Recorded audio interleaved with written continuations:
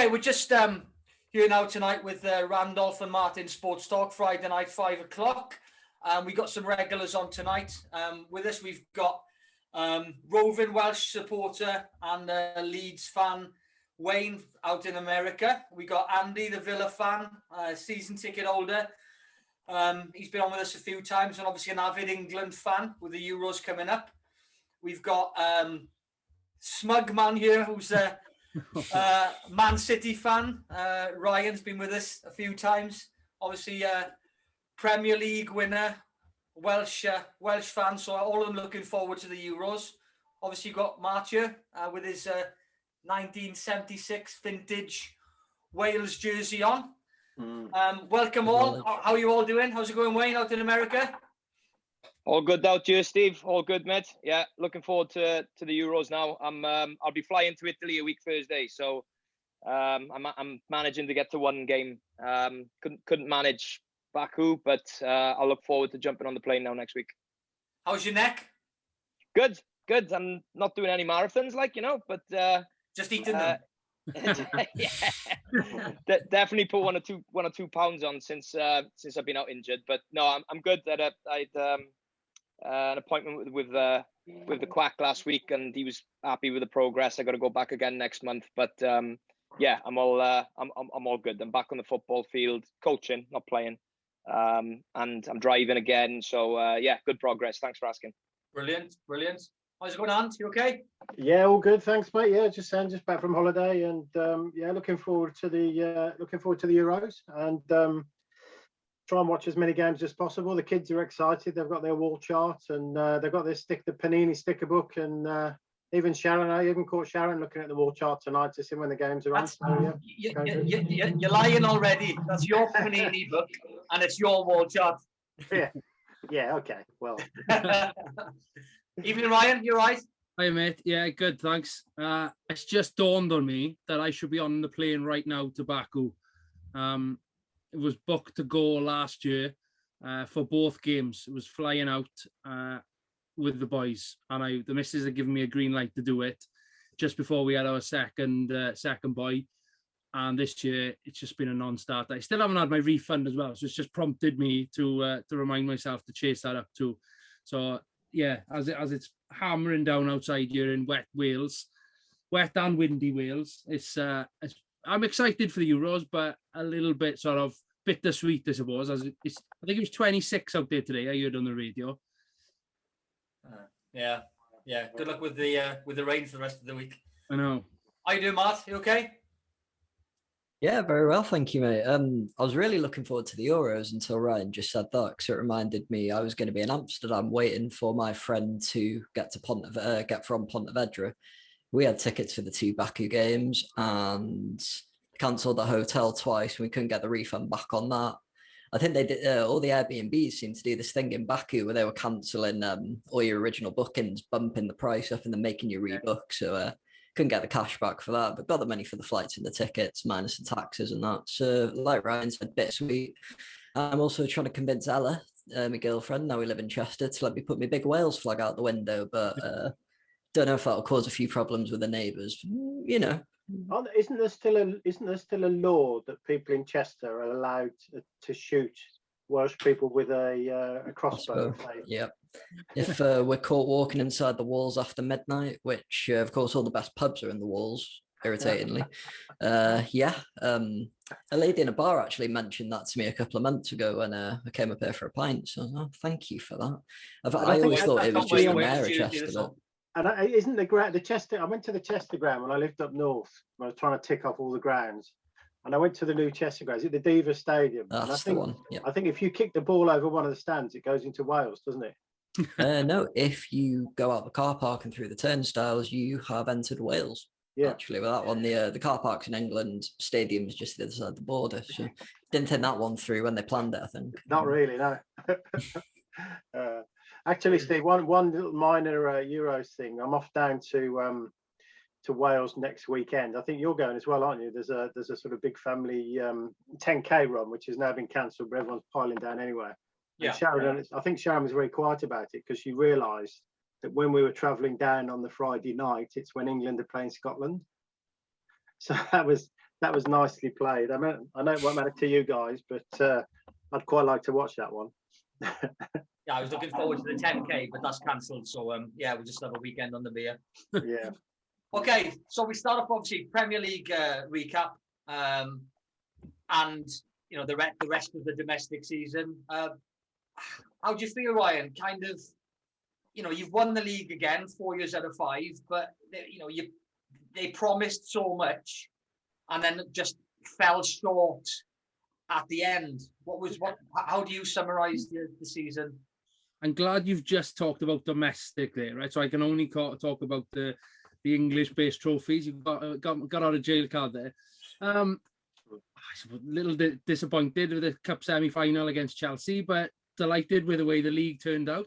I remember coming back on with you. It was just after the West Brom game in November, my first time on with you, with Andy as well. And we were saying that City was stuttering. I think we were 7th or 8th in the league. And it was sort of, is what's going wrong? And obviously looking back now, that was the pivotal moment where things really took an upward curve. Well, and the rest, I suppose, is history. I think it was that night at the Hawthorns that they went in the change rooms, and I think there was a few home truths, they say. There was a couple of fingers wagging. I think Fernandinho and Laporte, I think it was, almost came to blows. They were at it, hammer and tongs. And then all of a sudden, like I said, it turned the corner and things started going right. And we went on that incredible run and, you know, won it quite convincingly in the end. I was still a little bit nervous back in March time. People were saying, well, you're only 9 points clear, which, you know, granted it's 9 points. I would have bitten your hand off at the start of the season for that advantage at that point of the season. But yeah, overall, domestically, delighted with a double. What about your domestic game against Chelsea in the final of the European Cup? Yeah, I just don't think I've recovered from it. It was a great day of sport. I ended up having the first kickabout myself in about 3-4 years in the afternoon. It was a glorious day here in Wales. So you fell asleep before the final then? I wish I had, to be honest. It was a tough day in the end. Obviously, the beers were flowing. I was really looking forward to it. Disappointed not to see Swansea do well. I was sat around a lot of Swans fans. They got, the better team won on the day there. I think that was relatively convincing, wasn't it? And then massively deflated. I wasn't, again, counting my chickens. We were favourites, and that never tends to go well with us. Just didn't happen on the night today. Kept the worst performance for the biggest game. The stats and everything thrown around afterwards. 59 out of 60 games he played a holding midfielder. The one game is the final. There's things like that it's easy in hindsight. But Chelsea, we knew we were going to be a counter-attacking team. They're very well organised defensively. I think he's just tried to throw the kitchen sink at it and win it early on, quite convincingly maybe. But again, it's Pep. What do I know, I suppose, what he was thinking. And we go again. The fact that we got to final, I'm trying to look at the positives. We never got there before. I think it'll if anything, you know, put sort of fire in the belly of a few of them, and potentially even get a bigger number coming out of that checkbook, potentially to replace the legend that is Sergio Aguero who's left us.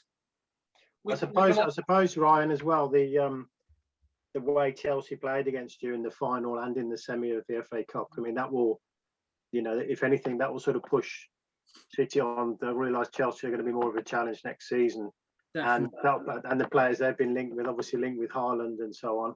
That'll sort of give some impetus to Pep's sort of transfer activity. Yeah, you've really come to the forefront by winning that trophy. People have all of a sudden gone, hang on a minute, they're a real force. It's clicked with them almost with Thomas Tuchel coming in there. I listened to a podcast after the final. I forget whether it was the match of the day one or whatever one it was. And people were saying, City are going to win it. Chelsea, they're in a bad place. They lost the cup final, FA Cup final against Leicester. They need this, they need that. And now all of a sudden they've been talked as Premier League favourite, up there as one of the favourites for the league. They won the final, but it was just one game, and all of a sudden people's perspectives dramatically change of where Chelsea are at. It shows how fickle football is, just by one little thing like that. it clicked with Chelsea. You know, Havertz has had a poor second half of the season. When he came in, as we've said before, he gets a hat-trick. He's box-to-box midfielder, very good player. Gets long COVID, has a poor second half of the season, starts to come back slightly with about 6 weeks to go, and then as an absolute barnstormer in the final, scores the winning goal. You know, I'm not sure whether he had man of the match or not, but you know, so little things like that, you know, kind of spoiled the party. What were your thoughts on the final, Wayne? Well, we spoke about it, didn't we? We you know, we talked about it on the last time I was on. And I think what I said was I think Manchester City would have been better off playing Madrid in the final rather than Chelsea. Yeah, I think we were. I think everybody, you know, agreed. I don't think there was anybody out there who thought Chelsea were favourites, Manchester City were favourites. But you know, as Ryan said, their one-off game. I think if you're going to pick the worst opponent to play for a one-off game, it probably was Chelsea. So I mean, we were talking a little bit about having a few bets on the game, weren't we? And again, I think I said I'll probably cover any bets, you know, favouring City with a sneaky side bet on Chelsea as well, which is what I did. So I mean, there was never going to be any other result for a Chelsea win than a 1-0, you know. And when they got that first goal, I thought it was very difficult for City to get back in the game then. So not like crazily surprised, you know. Chelsea have been there before. They've won it before. I mean, they've won it 2 times now, and I don't think City will have a better chance. I'll be honest with you. I mean, another one of the things we said was, you know, even with Ferguson's dominance with United over a 25-year period, they got to, you know, X amount of finals and won it twice, right?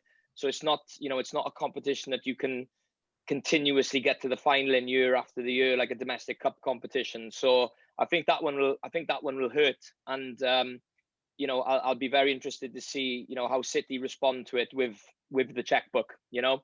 So they were, you know, the massive gap left now with Aguero leaving. I know he wasn't a regular last year, but I think once the Euros comes and goes, you know, we'll see some crazy bids for strikers. You know, Haaland's already been mentioned.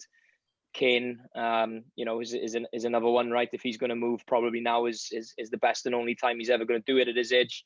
So yeah, I wasn't, you know, it wasn't a great game of football, but I wasn't surprised, maybe as much as others, that Chelsea won. I thought Chelsea were perfectly capable of you know, winning that game if they scored the first goal. So yeah, they go again. Chelsea now have got 2 European Cups to their name, and City will still be on 0. Yeah, just rub it in, Wayne. I think, unfortunately, I think on the positive side for City, Wayne, it's still a very young side. You know, you get players like Foden now, so he's been in the Champions League final. He's going to be playing in. He's for me, it's him and Grealish are the first 2 names on the team sheet for me. In the England side for midfielders, so he's going to be playing a major part in England. So next season he's going to be riding the crest of a wave. You know, he's one of the first choice, you know, players now on the team sheet for Man City. There's internationals all over the park going to be playing in a European Championship. You know, Diaz, you know, for Portugal. You know, Cancelo. You know, they'll have a lot of players playing in the Euros and they won't have played before. So yes, they're playing for City, you know, Premier League winners, Champions League final, but playing for your country in a world, well, you know, European international competition will take them to the next level. And mentioning Aguero, what are your thoughts on Aguero? You know, the talk for the last 2 years is I'm going home, I'm going back to Boca Juniors, I want to finish my career there, and then all of a sudden he pops up and he's going to be playing for one of the rivals. I don't get it. What's your thoughts on that? Me? Yeah. Money talks, I suppose. He's gone out there for free. They've put a 90-odd million euros or even pounds buyout clause on it, which I think they have to do in Spain. But that just shows how much of a player they rate him. He's on a mega payday on a couple $100,000, I think. Playing with his best pal, with Mr. Messi. Don't blame him, to be honest. I'm glad he hasn't gone to another UK team when all the news was swirling about maybe even Chelsea. Wayne, I think Leeds were even in the mix at one point. I don't know how much truth was at it, but I did hear that on... Wayne put that out 3 weeks ago on Sportanarium. I definitely didn't. Maybe there's a link there with the Argentinian thing with Bielsa, but we're still at the pipe dream stage of our comeback. Yeah, it was. I'm glad he didn't go to another, say UK English, a Premiership team. So, when Hazard went to Madrid, all the Chelsea fans worshipped him when he came back to play in the semi-final. I almost hope he don't play against them. I don't want let him have his sort of his twilight years. I think he'll have a year or two, and then I do think him and Messi will go back either to America or certainly to Argentina, potentially even together. And what a pair they would be to go down to play for their boyhood clubs and things. Then, do you think that was a swaying reason to get him back to Barcelona to keep Messi there? I think so. Yeah. What are your thoughts on City's season, and? Well, I mean, it certainly wasn't textbook, was it? The ridiculously slow start by their standards. They were losing to teams that they should never be losing to.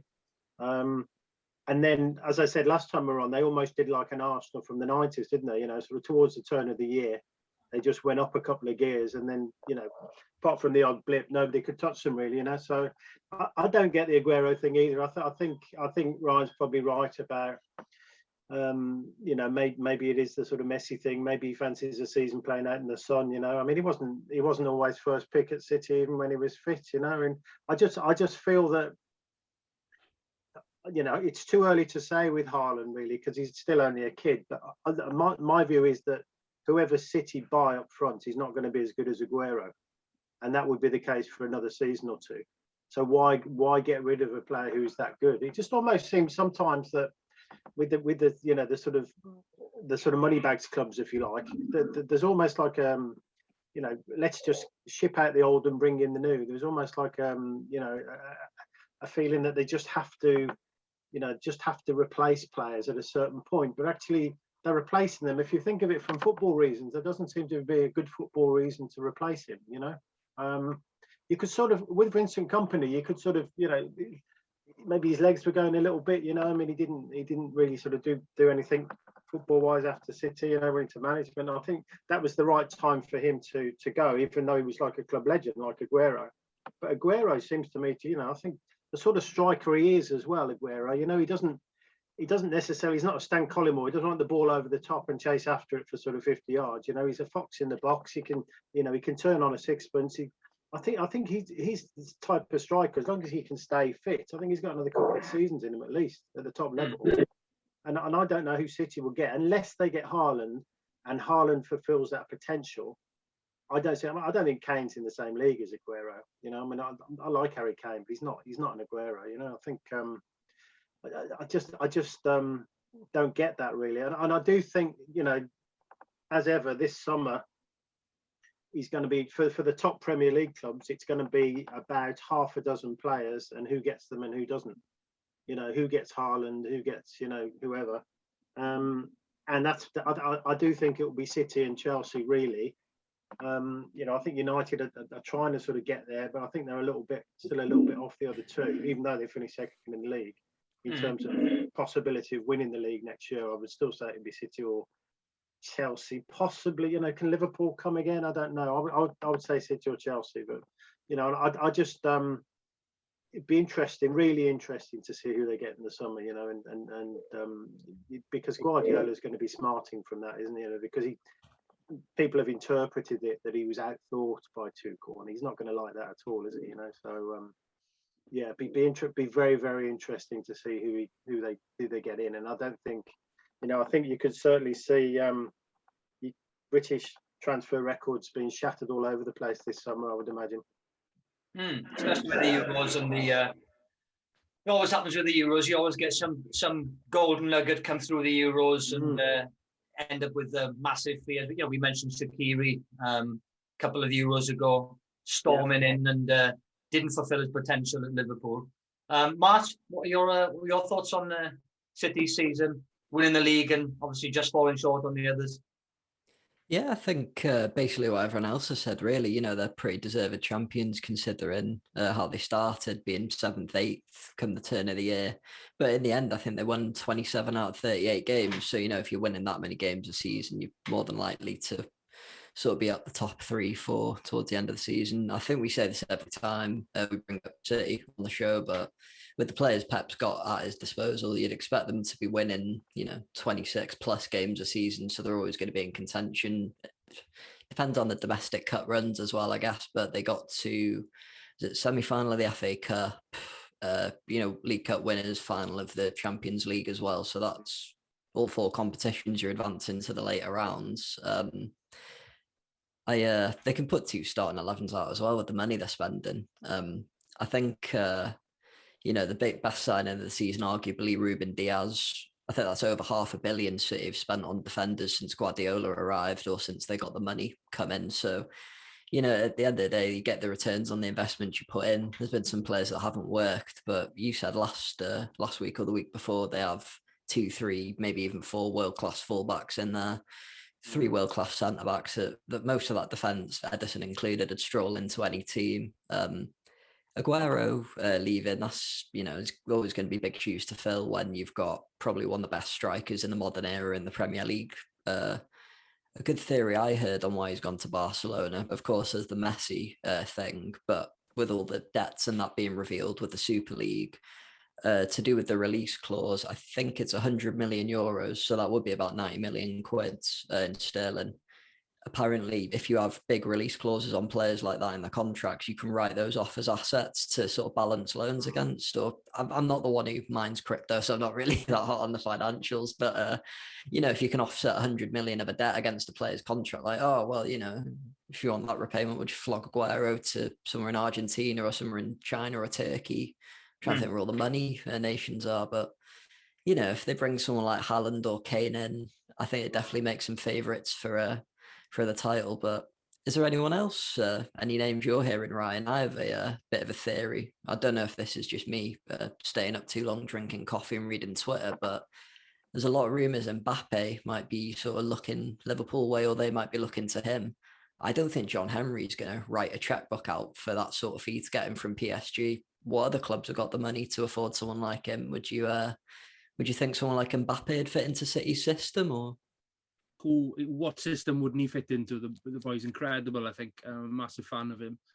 I think what Andy was saying, you know, is a big summer of spending potentially of only, you know, you've got a handful, six or 7 players that have been touted and flouted about by agents, no doubt. I think the pandemic and the financial crisis has come at the wrong time. You know, if this was 2 years ago or without the pandemic, should we say, I think it would have been the most berserk summer where you're breaking transfer records on a weekly basis, particularly after the Euros. Whether it all comes, I think I got a feeling it's going to be a little bit of an anticlimax where maybe 1 or 2 moves. I think Conte going in at Spurs could have changed Harry Kane's sort of direction of where he was going, whether he was staying or not. I think that might have kept him on for at least another season. My mind keeps changing about who I want. Mbappe is he's a phenomenal talent, but I can't see him coming to City. Liverpool, it seems to be a lot of rumours. They have been for a long time with a Nike deal or something like that, I think it is. Haaland and Kane, you know, that's like picking of literally the 2 of the best strikers in the world, potentially. I think Kane comes in as a proven. He's had the most assists and goals in the league. Sergio Aguero, I don't think the boots can get any bigger to fill, but Kane is going to come in. He's not going to take long to readjust to the Premier League. You know, he's been there for long enough. I think he would fit and potentially have a decent first season, whereas Haaland, you know, the German league isn't the Premier League. I mean, anyone can beat anybody in England, whereas the German league, you've got your big hitters and you've got the rest, really. I mean, and you do get the odd shock, but you know, he's used to winning every single game. The physicality, I don't think, would be as tough. So he would take a year to adjust. Look at Werner at Chelsea. You know, he's phenomenal at Leipzig last year or the year before. You know, came with a big price tag, but with a good reputation, and it's been a bit of an anticlimax. Not that I'm hating on Chelsea, but you know, he's had a tough year. but I think he'll come good. So I think it's just an adjustment period. So whoever City sign, if I hope they do sign somebody to try and fill his boots, because Steve, you know my love of Jesus isn't the best, and I think I could potentially see him in some sort of swap deal this summer, with maybe Danny Ings coming in as a second striker. I rate the guy. I think he'd be good. I think you've definitely got to be looking at two, because it's proven this season. But I can see everybody's point on Aguero, but you've won the league this year, and you've got nearly all the way in 4 competitions pretty much without him. So it's not a disaster for City, but they do need, there's going to be that many brilliant signings this summer. As you said, you could name them on even players like Ronaldo at Juventus. There's rumours of him going to different places. There's, I think Messi will probably stay now because of Aguero, but there's, you say, Kane, Haaland, there's 4 or 5 world-class strikers who are up for grabs this summer. Going on the pandemic, I think City are one of those clubs that are pandemic proof, because their owners are they've got fingers in so many pies, with the oil and with everything else. It's not going to affect them. Whereas if you've got a business like the Glazers or the Henrys, then they're going to take a hit, because it's to do with a lot turnover and lots of other reasons. Whereas City don't have that problem. I think they're probably one of the only owners that don't rely on things that are going to get hit by a pandemic.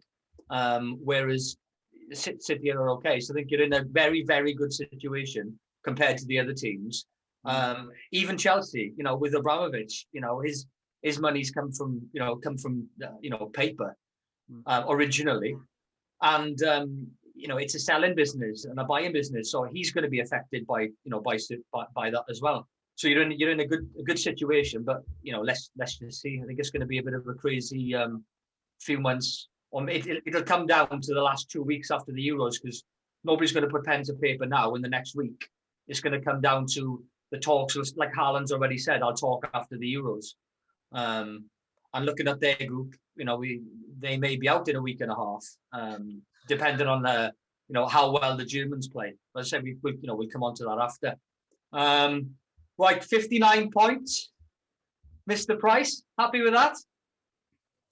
Yeah, I think so. I mean, not that we ever, had to look over our shoulders most of the season, but there's always that lingering doubt in the back of your mind, right? Being out of the league for so long, can they just kind of waltz back into it and compete at the level? And I think they showed that they can more than do that at the by the end of the season.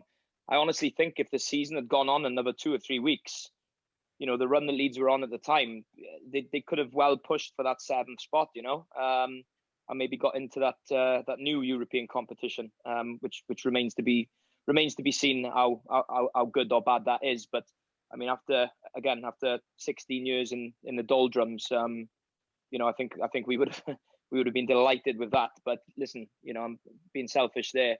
I mean, I think 9th place, top 10. Is an absolutely great return, and not only on that, but doing it with mostly the players that got us up. It's been well documented between us in the past when we've spoken that the biggest signing again for Leeds this summer would be the manager. All roads seem to be pointing to an extension on the deal that runs out this summer, but it's not a worry, because this is how he's done it every year. And he managed to pop up at a random under-11s training session in Leeds last night, and took a training session. I don't know if you guys saw that on social media, but it was quite something. Where he, I thought he might have been back in Argentina by now, but he's not. He was holding an under-11s training session in Holbeck or somewhere like that. So he'd be the most important signing. And now look, expectation levels have gone up. It won't be. As I've said before, it won't be, a club that will be happy with 9th place for the next 5 years. It'll be, can we continue to improve? So, but everything about the club at the moment, from top to bottom, is run very, very well, and I haven't been able to say that for a long time. So it was a really, really enjoyable season. Bit bizarre as well, with the no fans for most of it. And not being able to see these new players that we bought. But I think if you just split the season into two as well, obviously, they were kind of the great entertainers the first half of the season, win 4-0, lose 4-0, win 5-0, lose 6-2. You know what I mean?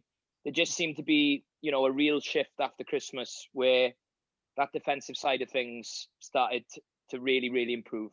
And then we saw some really good runs and performances. We had a very, very tricky April, where we had to play City, Liverpool, Chelsea, Manchester United, back to back, and we came through all of them without a defeat. So, that was an exceptional run. And I think I mentioned last time I was in hospital when we played City away, and that was a great. I don't think the new reward in New Jersey had seen such a celebration when Stuart Dallas ran through towards the end of the season. He was player of our season. I think, I said last time, I think he would be player of the season, and he was. He cleaned up at the awards. An exceptional season from a footballer who's at his absolute peak. So we need to sign some players for sure. Will we spend the same amount again as we did last year? It was almost 100 million, I think it was, and we didn't see those 4 signings on the field at the same time until towards the end of the season. So maybe that was a factor as well, because they just have that extra quality. Tyler Roberts signed a new contract with Leeds today. So he signed a new 3-year contract with Leeds today. Obviously, he's off with Wales at the Euros at the moment. So I think it's a good move. I think he's had his critics, but I think a lot of people forget that he's only 22 years old as well.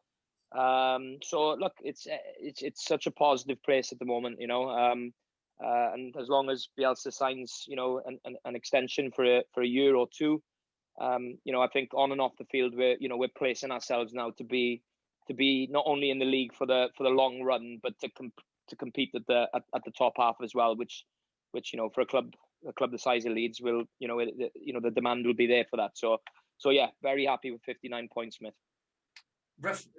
Rafinha, rumours this week, and again you mentioned Liverpool with Mbappe earlier on.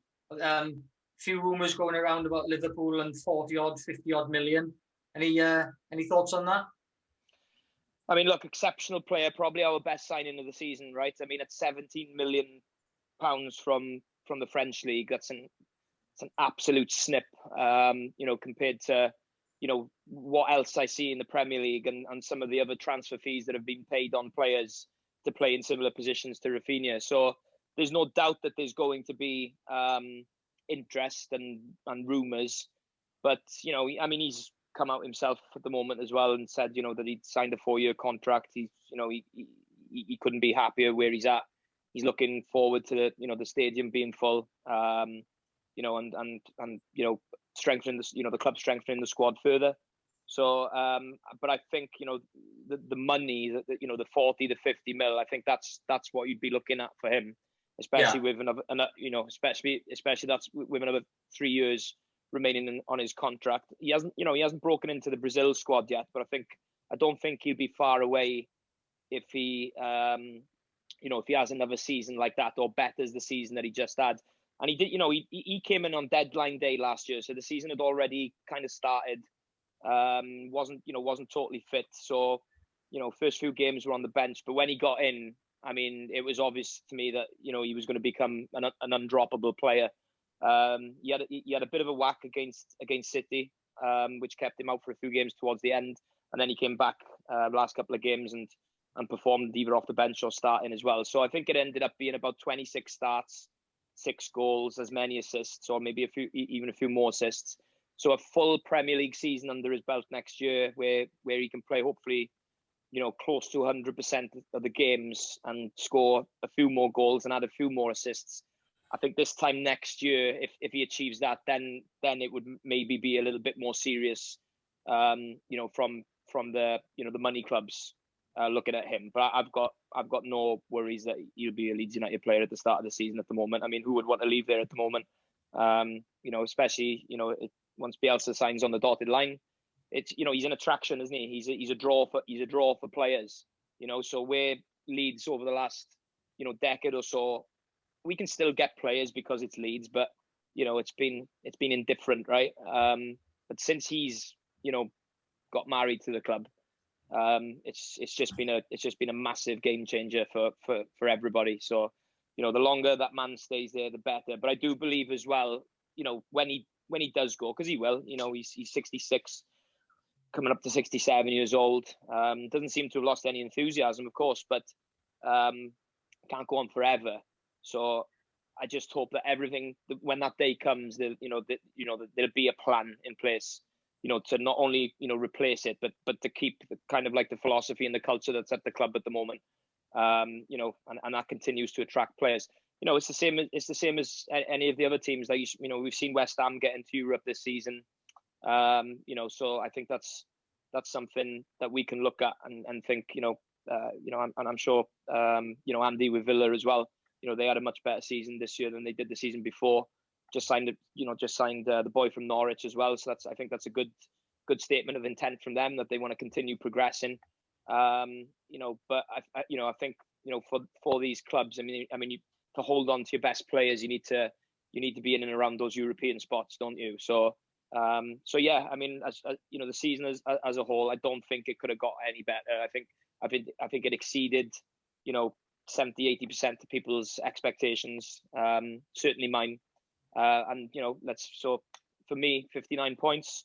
Next year, can we get 60? You know, if we get 60, we've had a better season than the year before. So slowly, you know, let's keep you know, walking and jogging before we try to start to run and sprint. But I mean, look, we've been a club that's had our eras over the years, and you know, had our spells, you know, at the top, and had our spells, you know, in the wilderness as well. So you know, it's once you get that club going, it can be a hard train to stop.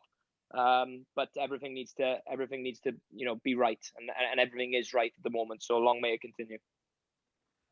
Those four players that you had, you know, the new signings, and a couple of them were out injured for parts of the season.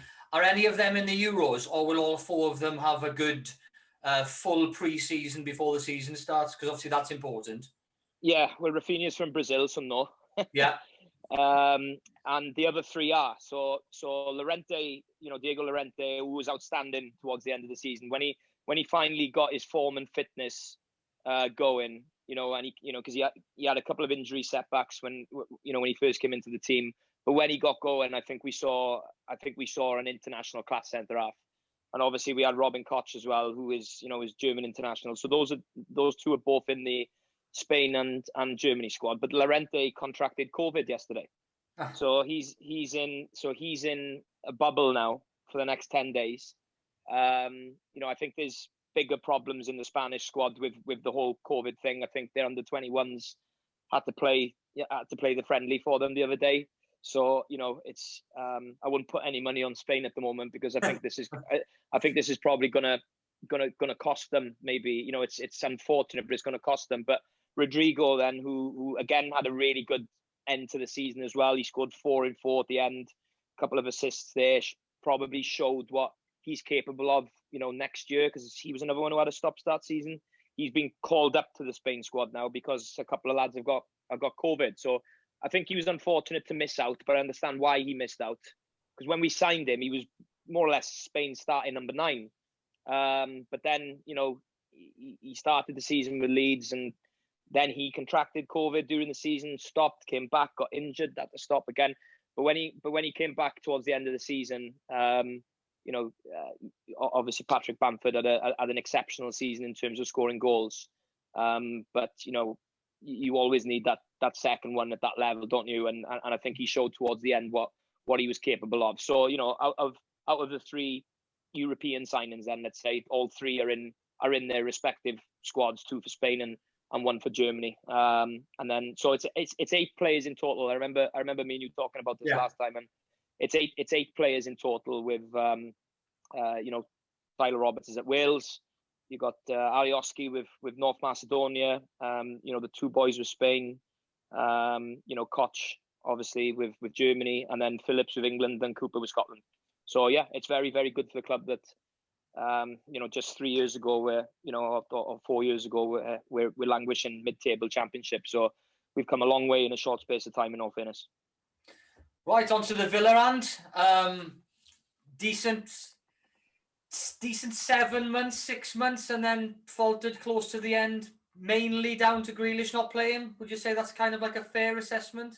Yeah, very much so. I think it's interesting that, I mean, he missed a third of the season, Grealish.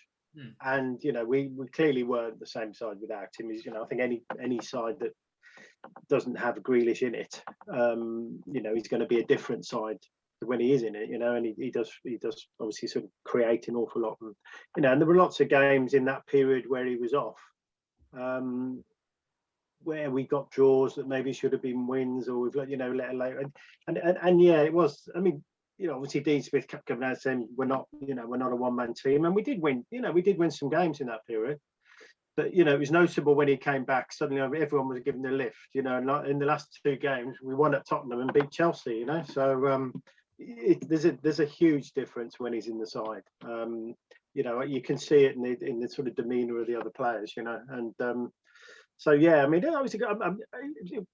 I suppose, you know, football fans always want more, don't they? And, you know, obviously we just the skin of our teeth, we survived the season before on the last day.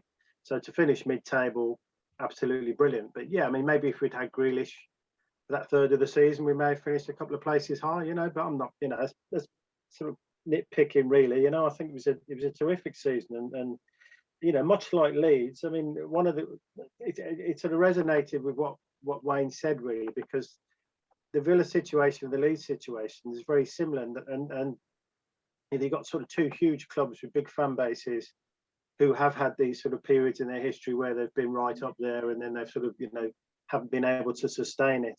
And obviously we didn't spend as long in the Championship as Leeds, but to have a club the size of Villa or a club the size of Leeds languishing in the Championship, it's, you know, it must be badly run, really.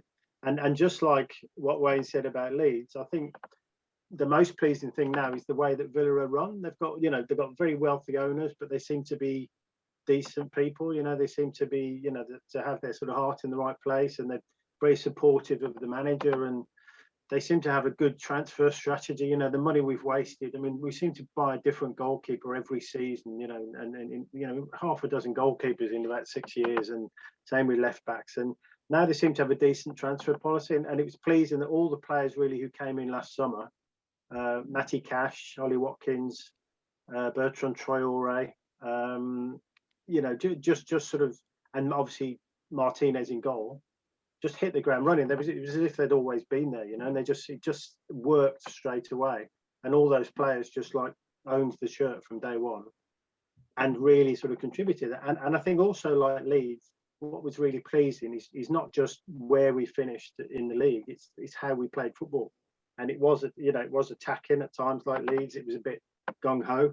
But some fabulous memories from the season, you know. I mean, like, we obviously hammered Liverpool at the start of the season, but, you know, we did the double over Arsenal, you know, beat Chelsea, beat Tottenham, beat Leicester away. You know, I mean, it's only the Manchester clubs really that we didn't get results against in the, you know, the top clubs. So really pleased. And obviously, you know, the fact that there's, again, Wayne alluded to it, we've just gone out and spent 30 odd million on Buendia. You know, he's a terrific talent.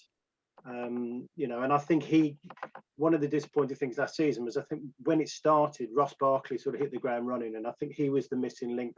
He was the person who was going to sort of link up with Watkins, score goals from midfield. He got an injury, he got sort of, you know, he came back, he wasn't the same player, and that was a sort of a position that needed filling. And I think Buendia is that player. He is that sort of goal scoring, creative but attacking midfielder. He'll get up there alongside Watkins, he'll work with Grealish, and I think he's a really good signing. But more than that, it is, as Wayne said, a sign of it shows intent. You know, they've already been linked with other players like Ward-Prowse, and you know whether they get them or not, I don't know, but you know, that you can see the sort of level of player that they're going for, because just like Leeds and West Ham, they will be looking at those places, you know, sort of the, I suppose, 6 to 8, if you like, you know, those are the sort of, it will be that sort of progression. And once you get up to sort of, you know, where Leeds are, you get to 9th. I mean, Villa finished 6th 3 seasons running under Martin O'Neill around about 2008, 2010. that next step is massive, and then you need to be going into a different level of players. We're at that level of sort of buying 20, 30 million pound players, which if you get it right, could get you up to, sort of 7th, something like that.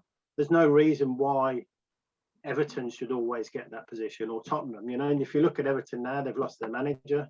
They're going to have to sort of do some sorting out this summer that they perhaps didn't think they were going to.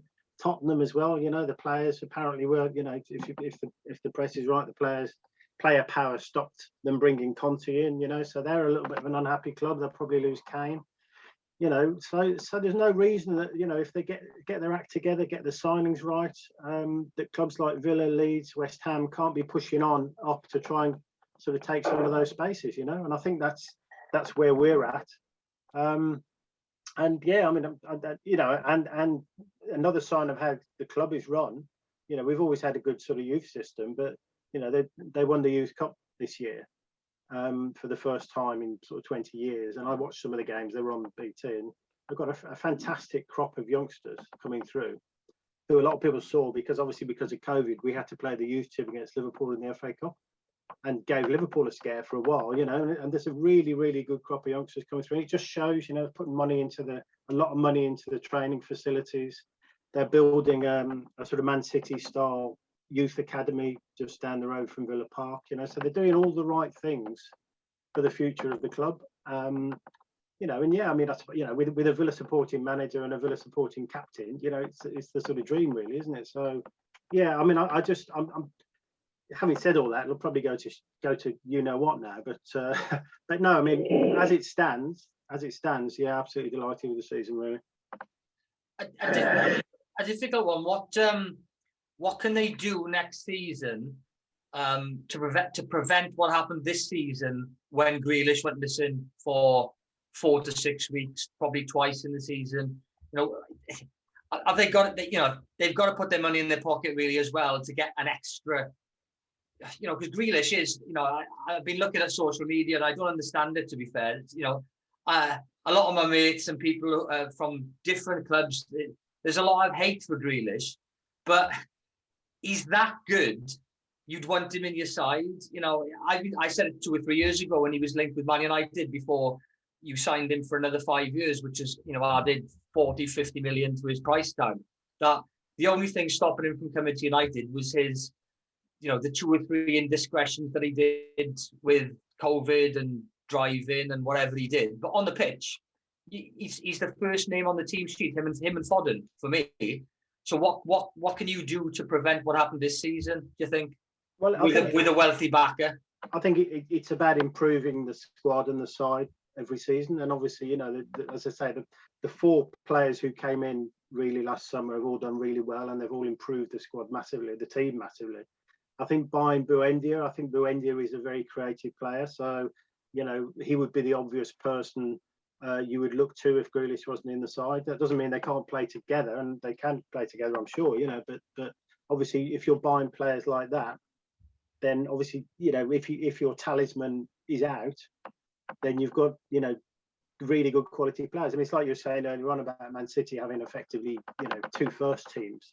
I think the difference is, I think the clubs down from sort of 7th down to 12th or whatever don't have 2 first teams, but you do have to have a very strong squad. And I think it just because Barkley wasn't sort of taking up the reins, I think when Grealish got injured, it just showed a little bit of the lack of depth in the squad, really. So I think they will have to sort of convince Grealish. I mean, even though he's not trying to leave or anything like that, they do need to sort of match his expectations, and so obviously they have to be going every season for better quality players and convincing Grealish that we're going to be pushing higher up the league, and I think it is just about squad strength and squad depth, really.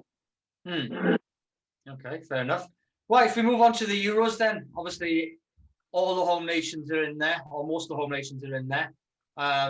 Wales are up on Saturday afternoon, 2 o'clock, Ryan. 2 o'clock, yeah. So won't be 2 o'clock here. No. So will it be early morning or be early? Yeah, so it's 9 o'clock kickoff for me. So I don't know whether to drink all the way through Friday and and just go to bed after the game, or whether to have an early start on the Saturday. But yeah, it'll be 9 o'clock here for me. So Turkey, Italy, and Switzerland. What are your thoughts on the opposition, Ryan? It's a tricky group. I think traditionally, looking at some of those countries, obviously Italy stand out, and they're rightfully favourites to win the group. Switzerland and Turkey of old have, England have come up against those countries that stand out in my mind in recent history. But then, obviously, last year, I remember learning Switzerland topped their group in qualifying. So it was a case of, all right, okay, they're no mugs. Turkey, likewise, had a really successful group. So all of a sudden, it's gone from being, that doesn't look too bad on paper, to actually, this is a tricky group. I think starting well is a really important on Saturday. Now, I as long as they come away without losing, I think it puts us in good stead going forward. Going into the Italy game needing a win to have any chance of going through, I think it's tricky. It's frustrating to learn about all this third best place qualifier, and I think so I think there's only 8 teams that actually get knocked out at the group stage. Yeah. So you've got a lot of countries progressing, and I don't think it falls in the Welsh group, unfortunately. But there's a lot of Euro 2016 things flying around on social media at the moment. People are pinging, The Athletic, the website you subscribe to. Somebody copied and pasted a fantastic article about the behind the scenes and all the players given their perspectives and things. I read that today. It took me about 20 minutes to read it when somebody had forwarded it on to me. And it just really it whet the appetite ready for the weekend now. It was just, they had a bit of a, it was like a stag do that lasted a month, it seems, with Chris Coleman in charge. And the way he managed it, like he took them after the last minute loss to England. He just took them on the beer the next day. They went to this pier restaurant and were eating crepes and drinking. They had about 5 or 6 pints each.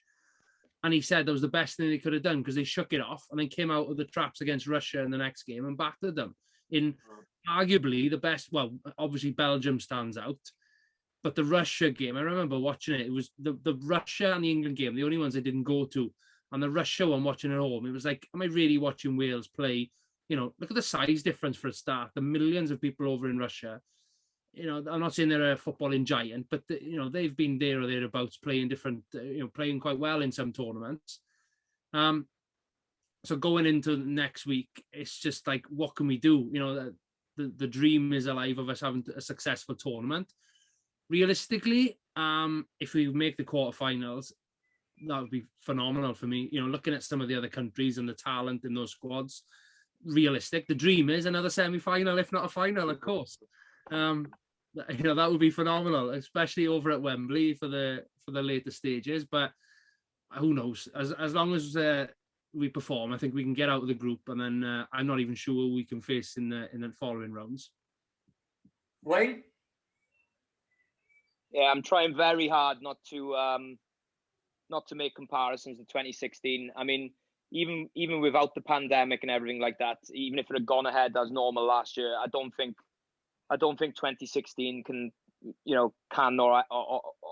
or will ever be repeated. I mean, very, very difficult thing to do, right? But I mean, Ryan's right what he was saying. I think Chris Coleman got it absolutely spot on, and I subscribe to The Athletic as well, so I'll have a look for that later, and I'll enjoy reading that. But I think everything's got to be right to have a successful tournament.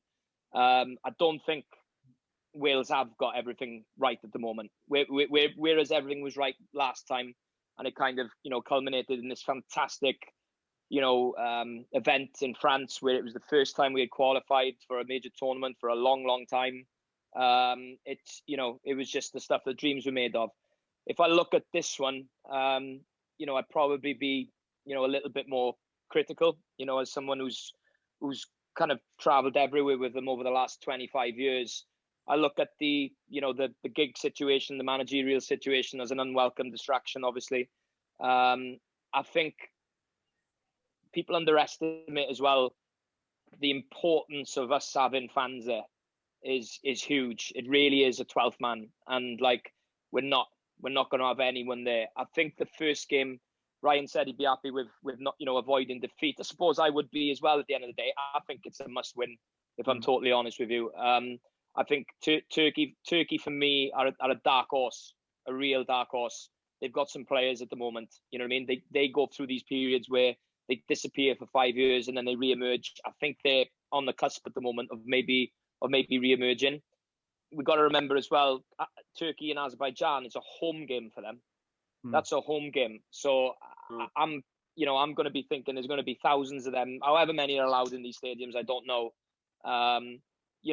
So, I mean, if we can go into the Italy game with 3 or 4 points, with the third place finish, available to the best 4 as well. I think that would be a good return. But with just those other things that I've mentioned, I can't see us replicating it again. Like getting out of the group, I think would be a great achievement. And quarterfinals, like Ryan said, I think would far exceed my expectations at the moment. Like I said, I'll be, all being well, I'll be at the Italy game. But I've spoken to tens and tens of people over the last since I booked the flight last week. I've spoken to so many people, lads from North Wales, South Wales, Mid Wales, lads who are living in different countries like myself, who I know are ardent travellers like me. No one's going. Like not one person I know is going to this game. So we're going to be going into Italy, who haven't lost for 8 games or have won 8 games on the bounce, haven't conceded a goal for eight games as well. In their home stadium, and there'll be maybe 200 Welsh fans there. I think when you put all that together, the gigs thing, the fans thing, the pandemic, the success we had last time, I think, look, we've got nothing to lose. Let's go and have a crack at it. You know what I mean? We've still got Bale, we still got Ramsey, we still got quality. For me, the team more or less, maybe 1 or 2 decisions, more or less picks itself right as long as everybody's fit. So let's have a go. Let's not sit back. Let's have a go at it. Let's try and attack and use the players that have the quality. But in my heart of hearts, yeah, I'd love to see it happen again. Just like last time.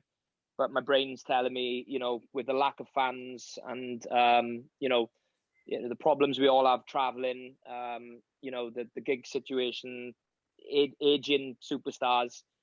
Maybe we shouldn't have too many expectations at the moment. And I don't want to sound negative or anything like that, but I don't want to get my hopes up, I suppose, as well. And I'm just looking forward to going, but get in there as well, because what we have to go through to just get into the stadium is incredible. I actually have to have a COVID test in Italy as well when I'm there, just to get in the ground. So yeah, it's one of those bittersweet moments for me because after the euphoria of France,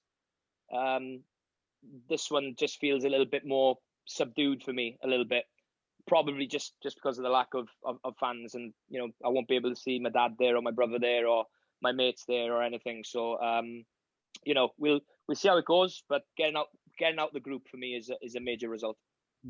Yeah, no, I agree with you. I think Switzerland is a must win, because you mentioned Turkey. So many Turkish players now are being snapped up by European clubs. They've got a lot of stars. Looking at the Italy side, you mentioned they haven't conceded a goal for 8 games. When you look at their defense and their keeper, it's hardly surprising. So I just think it's a big game, the first game, which I think they've got to win, because a result against Italy, as you said, out there would be really tough. And I think Turkey could progress quite far, looking at their past results in the last 12 months and the names that they've got on the team sheet. What are your thoughts, Matt? Yeah, again, I don't really want to get caught in a nostalgia trip about 2016. It's hard not to, though, when you finally qualify for a major tournament, and then it's like buses to come along within 5 years of each other. It's a slightly tougher group than the last Euros. You might have to double check this, but I think we're the only group in the Euros where all 4 teams are ranked in the top 30 by FIFA. So yeah, I think we're 17th at the moment, looking at Wales. In terms of the Swiss, as Ryan said, they topped their qualifying group. They topped it over Denmark, actually. And in my opinion, they're one of the dark horses for the tournament, with like Eriksen, Poulsen, Schmeichel, few others. I think I've been trying to listen to a few podcasts, trying to get a bit, because I don't know anything about Swiss or Turkish football. He really does, to be honest. That Switzerland usually go for like a 3-4-2-1 formation. So that's a back five with two sitting midfielders, two more free, like 10 come wingers, and then striker up top. I think they play a bit more defensively resolute. I don't think they conceded many goals qualifying for the tournament either. So that might be more of a game where we have to go out and attack a bit more. Because I know Page has been setting the side up with a back five recently. And he's been doing the false nine system as well. I personally don't think Wales play as well as we do when we have Kiefer Moore in the side. I just think he's another... I mean, I know we played in the France game with a back five, but against sort of tougher sides like Switzerland, I'm not saying they're tougher than France. I mean, tougher in terms of sort of more rugged at the back, maybe. A lot of these teams, they might not be used to playing with sort of your old-fashioned, in a sense, striker, target man you can lump it up to. He's all elbows and knees. He picks up more bloody, as many yellow cards as he does as goals, really. But I think in terms of bringing Bale, James, Wilson, even Ramsey and the more creative players into the game, he's a really good focal point. You got 20 goals for Cardiff as well this season. I know that's in the Championship, but I think the last player to do that for Cardiff City was Peter Whittingham, and he was a midfielder, rest in peace, of course. I think Jay Bothroyd was the last striker they had that scored about 14 goals, and that was 2012, something like that. So, you know, they always get criticised, Cardiff City, for not having goal-scoring strikers, and they finally got one. In terms of Turkey, I think they're more of a free-flowing attacking team. They seem to score a lot of goals. I think they beat the Dutch 4-2 in their World Cup qualifying group. So I think they're star striker, if you will, that Yilmaz, he's won Ligue 1 with Lille, isn't it, that pit PSG on the final day. He got about 16 goals or something. So I think maybe if Page is going to look to play a back five, it might be smarter to do that in the Turkey game. Looking at the first 20 minutes went against the French as well before Nico Williams got sent off in a non-competitive friendly for a deliberate handball on the line. Batshit crazy, if you ask me. We played quite well. I think Williams actually came into midfield, even though it looked like he might be starting as a wing back, and they had him man marking Paul Pogba. But I thought he did quite well. It's just a case of how we set up on Saturday, I think. Open question out to anyone who wants to answer. How do you think we line up in terms of formation? Do you think it's a back five with sort of 2 free players at top like James and Bale, or a back five with 3 up top, or maybe a 4-3-3 with Ampadu sitting? What are we thinking? I think with Wales, you always... Sorry, Andy. Sorry, go ahead, Ryan. No, I was just going to say, with Wales, like, for me, it's not complicated. So, like, we don't have the depth like England have, or some of the other, larger footballing nations, or, however you want to put it. So it's always been the same for Wales for, the best part of 30 years since I've been watching them. Just pick your best team, and I saw, the whole false nine experiment the other night, and it's like, listen, let's just remember a little bit who we are, right? And, could Ramsey do that? I'm sure he could do it easily in Juventus' team, but like not in Wales' team, So I think we keep it simple, you know what I memean? And that's where things go wrong when you start messing around with formations and false nines and all this technical jargon that that seems to be around around the sport these days, right? I think personally, you go with a back four. And you see maybe one player holding. You'll have Ramsey as the more creative. I think Bale will probably, start, wide with James, and he's been going with like Wilson through the middle sometimes and things like that. So it can interchange those three. I mean, I think all three of them can play through the middle at different times. And then obviously you have the option to bring Kiefer Moore on up front. I think Kiefer Moore's been outstanding since he started with Wales. He's had a great season in the Championship for Cardiff, like Martin already said. I'm not saying he should start. I don't think it's a problem if we don't start him. He's great to start or great to come off the bench. So that's a good player to have, especially if you want to change the way that you play from a little bit more, a fluid approach to a little bit more direct approach. And he's got an eye for goal. I mean, his record for Wales since he come into the team is decent. You know what I mean? So I think personally he'll start with a back four. But it's, with the way the last couple of friendlies have gone,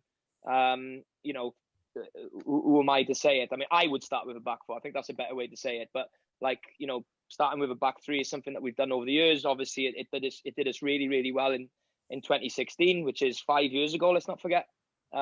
So I just think with Wales, you always keep it simple. You play your best players. You keep it simple, because we don't have that tremendous depth that the top nations have.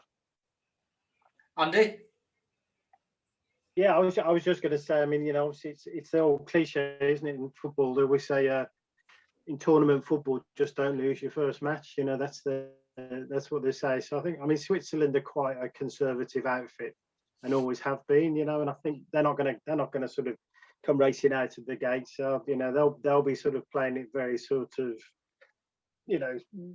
very sort of steadily. So I could see it being quite a tight match, the first one. I mean, obviously you'd expect Italy to win the group unless something goes dramatically wrong. They're the biggest side. They've got the best squad, and their form is really good. And you'd expect Italy to win it, but apart from that, it looks like a pretty tight group. But I would expect that the Switzerland game to be a bit cat and mouse. I think I could see that winning as a draw, but I think a lot of it will depend on the refereeing in the tournament, because the Turks can be quite sort of ill-disciplined, and if things don't go their way, obviously is this the first major tournament with VAR? So you could see all sorts of sort of funny decisions and reactions to those decisions. So I think Wales have got a decent chance of getting out of the group. They've certainly got as good a chance as Turkey or Switzerland, and I do think it will be, looking at it, it will be one of the tightest groups. I don't think you're going to see any. I wouldn't be surprised if most of the games are sort of, either not involving Italy are probably decided by one goal. Yeah. I think Wales have got a good chance. It's funny you mentioned VAR. Obviously, I mentioned earlier that all the social media is covering of 2016 highlights. I watched the Belgium highlights earlier on today, actually. And if VAR was around, I don't think we win that game, because there was 2 penalties not given against Belgium. And I think it was the Vokes goal that Chester played in Gunter down the right, and he fouled the I forget who it was. It could have been Hazard with Belgium. He fouled him to get the ball off him. So potentially we would have lost that 4-3 if VAR was in back then. Wayne, you mentioned about attendance. That's a very dangerous thing to start doing, Ryan, going back through matches. But it's fascinating. How they would have been differently. Yeah. You drive yourself mad doing that. You could do, but that's the way the game is at the moment. It's small margins like that. That's the difference between a win and a loss. And what Wayne is saying, and it's ticking over the cogs are going with me now. That Slovakia game, the first game, the anthem and things, all the players spoke about how incredible that was. The red wall is, it's well known that Wales fans are the 12th man, and I think half of Wales was in France for most of that summer and things like that. So I heard again on the radio today, I think Turkey borders Azerbaijan, or certainly blinking close to it.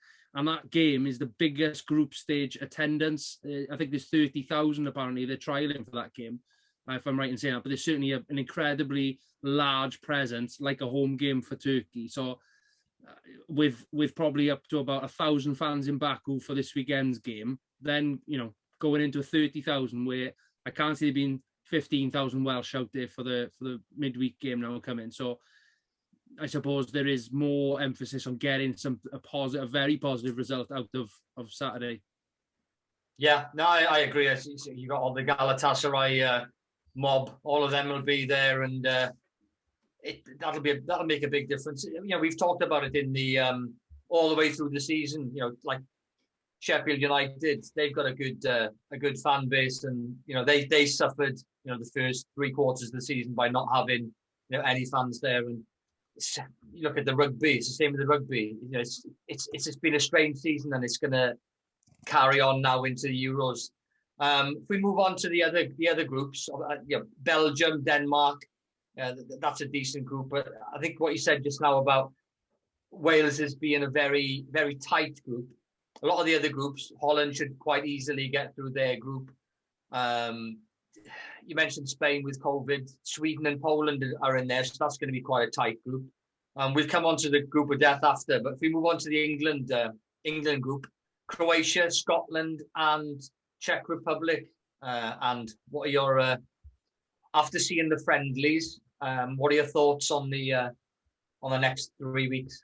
I mean, the friendlies were weird, weren't they? Because I mean, you know, it wasn't his fault really, but obviously because the Chelsea and Man City players were basically given a sort of a free pass not to play in those games. You know, to see the sort of final warm-up games before a tournament, effectively with the reserve side playing, you know, to a degree, or you know, a lot of squad players. I mean, and playing players who weren't even picked for the squad. I mean, it's not sure what we learned from it really. I mean, I'm not overly optimistic about England's chances, to be honest. I mean, I think it's strange that back in, they obviously overachieved in 2018, and obviously you saw the difference in the semi-final.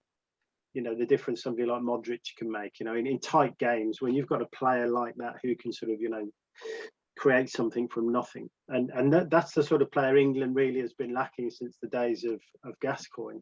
But ironically enough, now we've got a sort of plethora of these sort of players. We've got the Grealishes and the Fodens and the Mason Mounts. You know, these are really, really world-class players. But I just think Southgate's quite a conservative manager.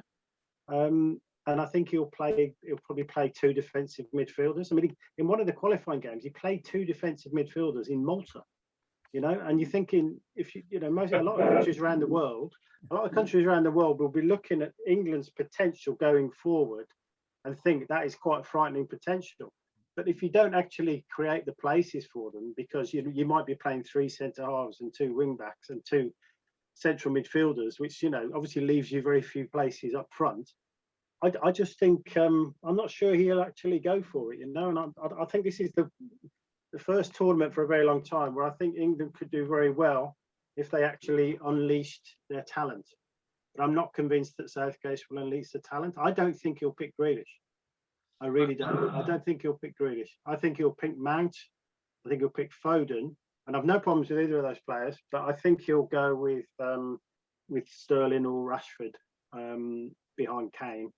So I don't think he'll pick Grealish. I think you know, I think it will become a huge thing in the newspapers and in the media, like it was when Glenn Hoddle didn't pick Gascoigne in '98 in France. You know, I think it'll be one of those. I think they'll say, you know, you've left our best player out. Every time he plays for England, he wins man of the match, and you've left him out. It will become a big issue. Southgate will sort of, you know, go into his bunker a little bit. And if they start badly without Grealish, then that clamour is going to really, you know, you've seen what the papers have done to England managers in the past. You know, Steve McLaren, the Wally with the brolly, and Graham Taylor, you know, turning. You know, it doesn't take a lot for the media to turn on an England manager. I think if he doesn't pick Grealish, and then it doesn't work out, and people are calling for him to bring Grealish on, and he doesn't, or whatever, you could just, you know, that's a whole scenario you can see sort of playing out. I just think that if he does play, I mean, we've got nothing against our holding midfielders. I mean, Henderson's sort of injured, but we've got very good holding midfielders. You know, I mean, like obviously Eman Phillips at Leeds. We've got Rice, Declan Rice. Bellingham can play in that position, even though he can go forward a bit more. Bellingham can play in that position. You know, and you're not even talking about players like sort of Saka and Sancho. You know, and these sort of players. You just I just feel that he'll pick a lineup against Croatia, which he's intended not to lose. Which, you know, obviously I said earlier on, people don't want to lose the first match. Intended probably to sort of to draw, and I just think that's a real danger. You know, that you could go through the tournament, you know, almost like not losing, and having said that, you know, the group doesn't look. It doesn't, you know, Czech Republic are well beatable. You lost against. I think they should beat Scotland. You know, these are obviously all shoulds, not will. You know, they should beat Scotland, and then you can see them getting out of the group. But then I think, you know, the way it works out, they'll be playing somebody from the group of death, potentially in the round of 16. So I don't think they're going to get to the semi-finals like they did last time. I think, you know, if they get to the quarter-finals, they'll have done well. But I feel that maybe this could be Southgate's last tournament, and they might bring somebody in who's a bit more attack-minded with some of the players under his, he can pick. I agree with you on the conservative bit. I can see him going Henderson and Rice, holding. I don't agree about Grealish. I can't see how he can't pick him. As you said, he's won man of the match in the last 4 games that he's played for England. He's pretty much won the game for them. That's why. Getting the penalties, doing everything right. So I can't see how they can't pick him. But on the conservative side, I worry for England that they've got Sancho, Bellingham. These are world-class players. Sancho's going to be up for grabs. We didn't mention him in the transfer window. Yeah. He might be up for grabs, and you're talking £100 million player there. I know that he's been in talks with United. With their representatives for weeks now. So you've got Sancho, Bellingham, Mount, there's Grealish. There's 4 there, not including Foden. You've got 5 players there who are, they're not Gaza yet, but their potential is there, and they're all players who can beat players. Yes, you've got to have a holding mid, but Henderson, as Keane said, why is Henderson there? If he's not fit enough to start the last friendly, and he comes on for the second half, he hasn't played for 3.5 months. Yeah, he's great in the dressing room, but as Keane said, what does he do? Does he do card tricks, or does he sing a song, or does he do the quiz? Does he do the quiz on the evening? It's all well and good having him there for experience, but you've got people like Maguire, you've got Harry Kane. There's experience in the squad. He's taken up a position there of somebody else that's fully fit, and you can't come into the Premier League and start a game without having plenty of rehabilitation and practice matches, and he's had nothing. So he's taken up a position there of a fully fit midfielder, like you say, Ward-Prowse. He had a good game in the last friendly, and not even in the squad. Obviously, Ollie Watkins is a striker, not in the squad. But you pick players who are fit. So I pick 4 right backs, doesn't he? Yeah. So, and then the thing is as well. One thing you can say about Grealish, if he plays, he'll get you free kicks. I know supporters of rival clubs think he goes down too easy, and that's almost another issue. But he does get you a lot of free kicks. Who's the best free kick taker in the squad? It's Ward-Prowse, and he hasn't even taken him. So and I just think Rice is young enough. He's got enough energy. If you're set up well at the back, Rice can cover that defensive midfielder role. Phillips can cover that defensive midfielder role on his own. They don't need a second person alongside them. Let's give them something to worry about, rather than cutting out the supply route by taking out one of your flair players to put in another defensive midfielder. That's my overriding concern. And I'll have a little sporting bet with you, not a monetary bet, Steve, because I know you like to keep your wallet close to your in your safe. But I'll bet you a little sporting bet with you that he won't pick Grealish for the first match. Okay, I'll bet you a 50th of a Bitcoin on it. I'll buy you a pint if you're right in Barnum. I'm gonna go with Andy on that one as well. By the way, I don't think he'll pick Grealish either. There's no way that Grealish, Foden, and Mount all start in the team. Southgate's shown his cards too many times. He's too defensively minded. He'd rather pick up a point than go for it and try and win a game, which is going to be. I completely agree, Andy, with what you said. It's almost too negative a play. You look at, they've got an abundance of talent going forward. It's almost like, well, you put Kane down as your central point. Who plays around him? For me, Foden's best position is wide on the left. Sancho, I thought, looked good in the friendly, even though he's been in and out this season with injury. You've got Sterling, who's out of sorts. For me, doesn't start anyway. Rashford, I think, played his way out of his starting 11 in the Europa League final.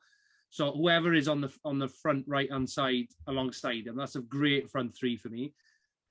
Mount, Grealish and Rice would be my midfield three to really have a go at it. Chuck the youngsters, in Henderson. Well, Roy Keane, I thought was spot on in what he said. He's doing card tricks in the hotel, is he? Brilliant.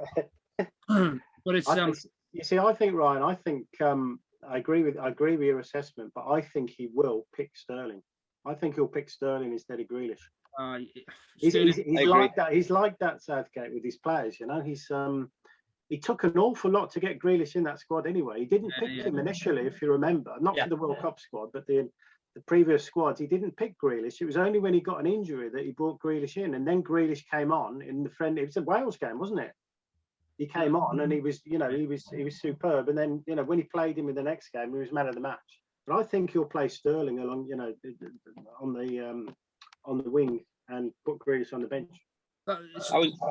On his day, it is quality, but he's so out of sorts, and he has been for such a long period of time. For me, there's no way he should have started the Champions League final. For me, no way. Aguero was probably higher up in the pecking order for nostalgia, but certainly, if you're going to go out for it, go on and stick Foden wide left in his best position. Don't bring him back into that midfield three, and it backfired, and that's one of the reasons why I personally thought it didn't go as planned. And Southgate, I think, don't get me wrong, Sterling's a phenomenal sub to bring on. He is, on his day, world class. But it's the fact that I'm saying on his day shows that he's 50%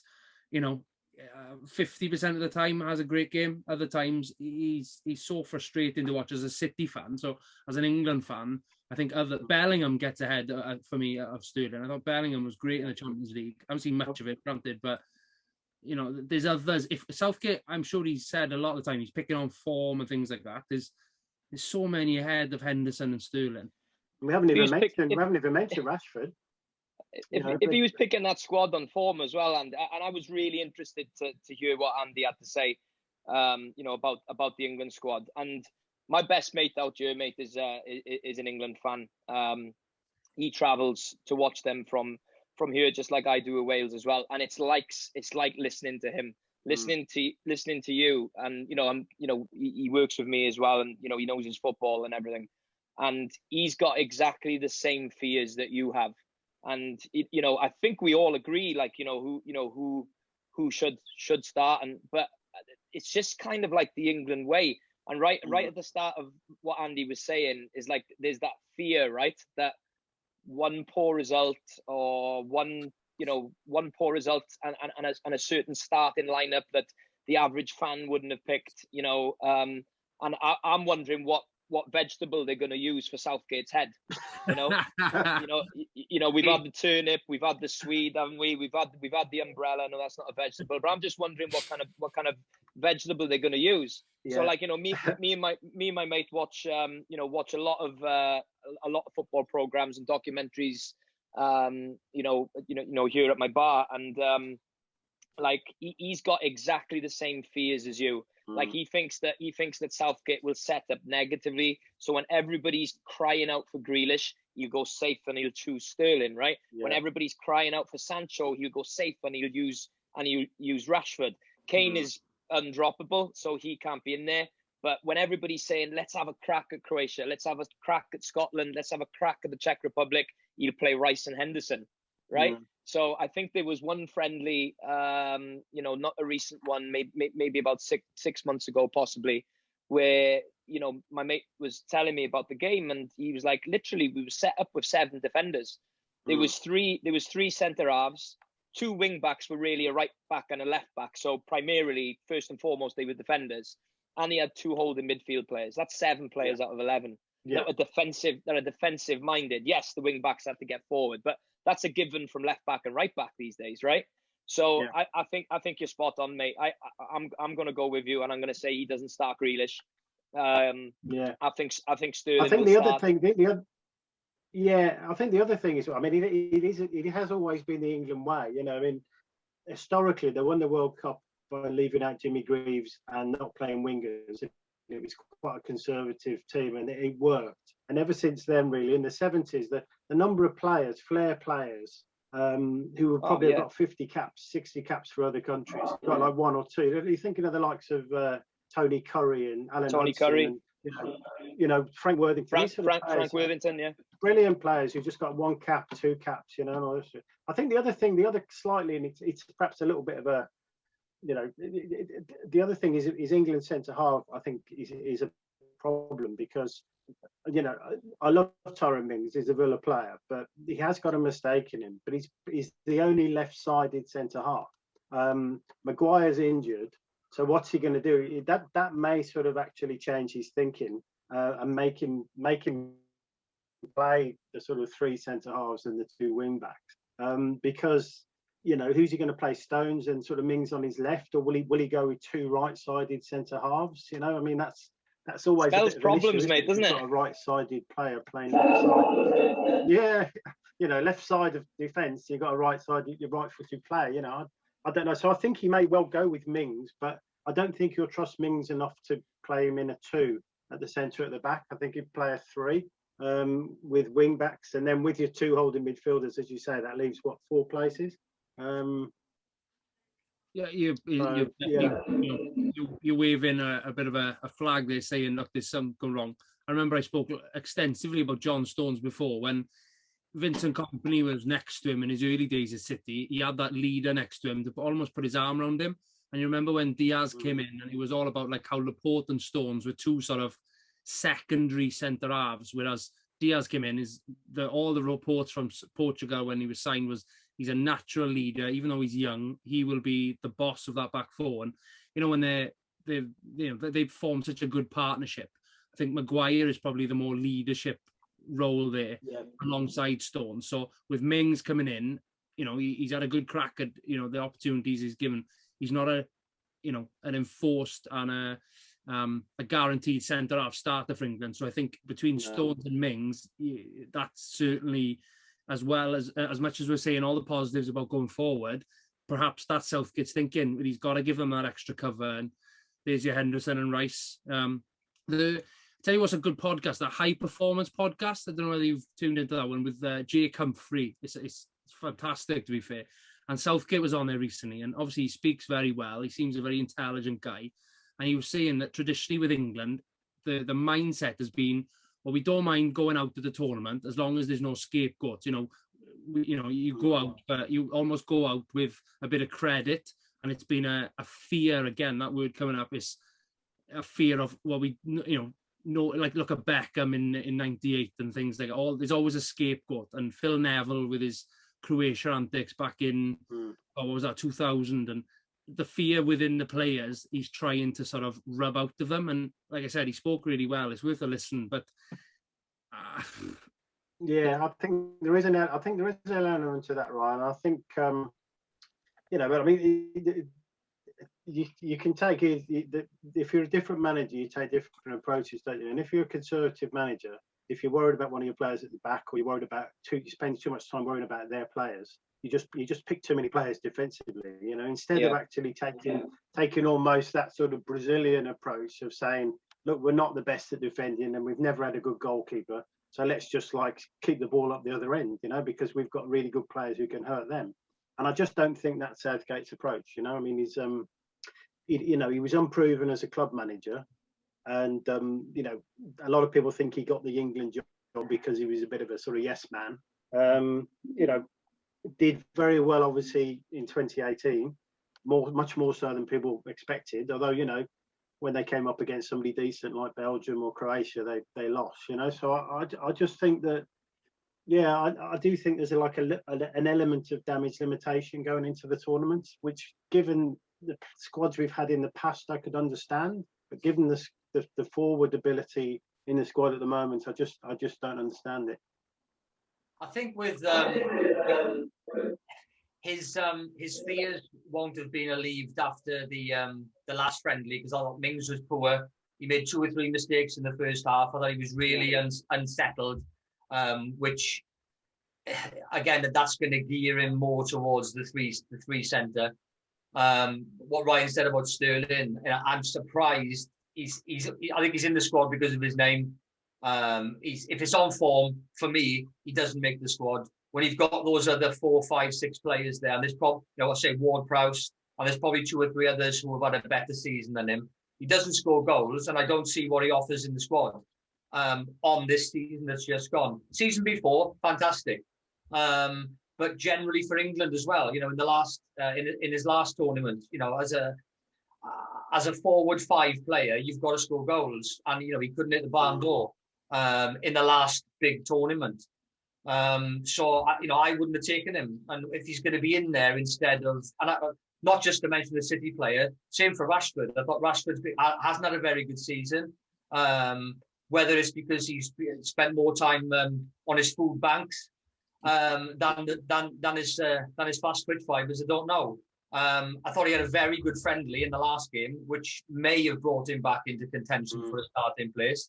But his United season, it hasn't been as bad as Sterling, but there's been lots of other players that have shone.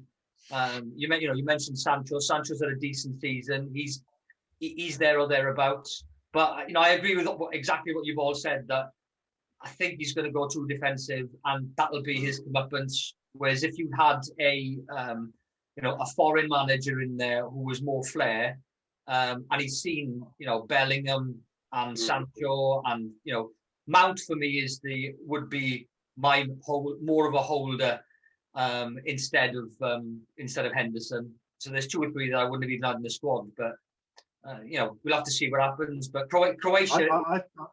Go on. I think Sterling. I was just going to say, Steve, is Sterling. I think the only thing is, the argument is you put him in there because of his pace, and it gives you something else. So, but these days the fullbacks are so fit, and they get forward, and they get forward, and particularly if you've got 3 central defenders, the forwards they're playing like wing backs, and they're getting up there. You don't really need Sterling for his pace, and if you don't have him for his pace, you're wondering what else he's in there for, aren't you? So.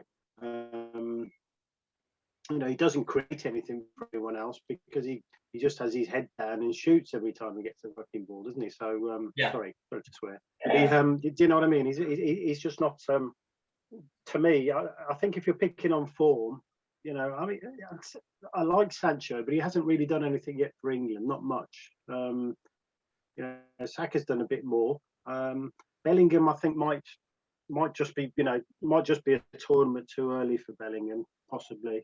So I think I'd go with Rice and Mount as well, and then Foden and Grealish either side, and Kane up the top. But as I say, I don't think that will happen. Mark? Yeah, I think the way England's group's been structured for them, actually, because they play the Croatians first, and then they've got the I can't remember which order round it is for Scotland and the Czechs, but with that being the case, I don't think it matters as much if they lose their first game, because you've got to expect they'll beat Scotland and Czechoslovakia without being Czech Republic, without being too disrespectful to either of those sides. Like what everyone else has said, and I think it's been a problem for England at most major tournaments I've ever watched them in. It's sort of, they can get away with being quite defensive, playing, your average international side or your average European side. But when it comes to the bigger teams where they have the better players, especially in the attacking lines, they, if they come against a Germany or a France in the round of 16, even with a back 3, I don't think they're going to be able to stave off the waves of pressure. And they should just be looking to bring these attacking players in, like you've all said. Sterling, can't really see why he's made the side apart from his name. If he's taken 3 or 4 chances to get a goal, 1 in 4, 1 in 5, and you've got players like Bamford who are getting 17 in a season, I thought he was maybe unlucky to miss out. Same with Marley Watkins at Villa. I thought he had a cracking season, first season in the Premier League as well. Was it 14 goals or something like that for a young lad? Yeah. Again, if you're wanting a pacey player in there, pacey. I don't know, personally, who I'd start in front 3, probably Grealish on the left. You obviously want Kane in the middle. He's your focal point. He's the captain as well. Rashford and Sterling, like we said, haven't had the best of seasons. If Rashford wants to launch his political career, I think he's a very good leader of the opposition, I have to say. Speaks much more sense than a lot of the people running our country. But, I think Sancho's a good option. He's young, he's raw, he's quick. He starts all games for Dortmund as well, so he's got that sort of European experience playing in the Champions League. Saka for me wouldn't be a bad option in terms of Arsenal season. He's probably one of our better players this year. You can play on the left and the right. He might be an option at wing back as well, but I don't really think it suits his game as well when he plays in a back 5, or we've even used him as an out and out left back before, and he's really struggled. But I think with the attacking talent they've got coming through at the minute, it seems so silly to be playing such negative conservative football. And Henderson coming back into the side, I didn't watch the friendly on, was it Saturday, Sunday, the Romania game. That's one, but there was a bit of an incident with the second penalty did Calvert-Lewin want to take it? And then I think Henderson basically pulled rank over him. He's never scored for England before either, so I guess he wanted to finally get one. But I don't know how much of an issue that'll be if they're having a little rifts in that. But I'm sure that's something Southgate will nip in the bud, because he does seem like a very good man manager. Tactically, I think he can get caught out quite a lot, playing too defensively and being a bit too set in his ways. But as a man manager, I think he's handled most of the things since he's been in charge very well. And that does give me the inkling in England might be in good stead for this tournament. But looking at the potential route of their progression through facing someone from the group of death, like, even if this Portugal sneak into second place, you cover against Ronaldo and Bruno Fernandes. They've got solid defence as well. Defending champions, of course. I still think Wales would have beaten that France side in the final. So, but I don't think England will get past the last 16 this year. Maybe depending on who they draw. I think one of the and I think that would be curtains for Southgate if they went out in the round of 16. I think that would be Southgate. Then I think he's. Say again. Who would have his job? Who comes in? I think Bielsa's the favourite, isn't it? Big Sam again, right? You just have to get him a bucket with the England logo on it. I think just to throw a spanner in the works there for England, if they are going to be playing defensively, Croatia are a team that are going to be hard to get the ball off. Scotland will just play into England's hands because it's the way they play. I think whatever England set against Scotland, they should beat them. But the Czech Republic, they've had what Wayne said just now about Turkey coming 5, 6, 7 years out in the dark and then they come good. I think Czech Republic are one of those sides. They're very technical. They're defense minded as well, but they've just got that ability to hold on to the ball for long periods of time. I used to play with a guy down in Wales. Remember him, Wayne? Lubo. Yeah. And we used to train together. He played for the Czech Republic under 18s, and the way that they train, it's literally technical ability is 60-70% of the time. They're not that body weight. I remember the way that he was playing. Fitness didn't come into it. It was you got the ball, you keep hold of the ball.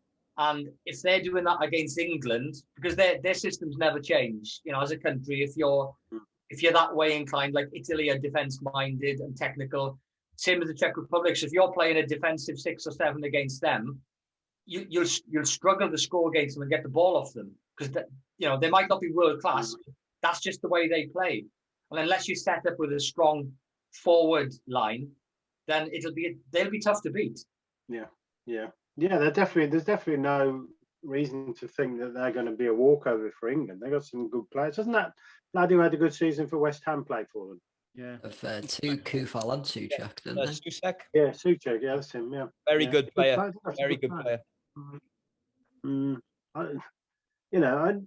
I think the Scotland game, just on paper, certainly on paper, looks like the easiest game for England in the group. But yeah, I still think they'll get out of the group, even if it's through one of the third place things. But I agree with you. I agree with you, Martin. I don't think they'll progress if they're playing somebody from Germany, France, Portugal. I just can't see them beating. I suppose maybe you'd think they'd have a chance against Portugal. I just can't see them beating any of those countries really. If we come on to that, the Germans obviously they've had a poor few years, and he hasn't left yet, has he? Or has he left, the manager? He's finishing up his last tournament, so they're obviously going to be. He's been there a long time. You've got Havertz, obviously he's back in contention because he's had a good last few weeks. Kroos, Gundogan, Kimmich, Hummels, the names in that side, Sane, Muller's still there. Muller's got to be 63, 64 years old now. So they've got a very good experienced side. Same as France, Varane, Pogba, Kante. Pogba and Kante on the same side in midfield. Griezmann, Mbappe, Benzema had a very good season with Madrid. And then you got Portugal, Ronaldo, Bernardo Silva, Jota, Fernandes, Cancelo, Diaz at the back with Pepe, Neves, Felix. those three sides, that's the best, and then I don't know. Have Hungary bothered to go, or they just do they just get like a bye or something? But those three sides, I looked on paper earlier on. I can't wait to watch those teams playing against each other. But for England to potentially play one of them, and if they're going to be playing negative against Croatia, are they going to play 9-2 against one of them in the? It's just it looks phenomenal, and if a team doesn't win it out of that group, I'd be very surprised. I said weeks ago Portugal, but looking at those other, it'll be difficult for them to get out of that group.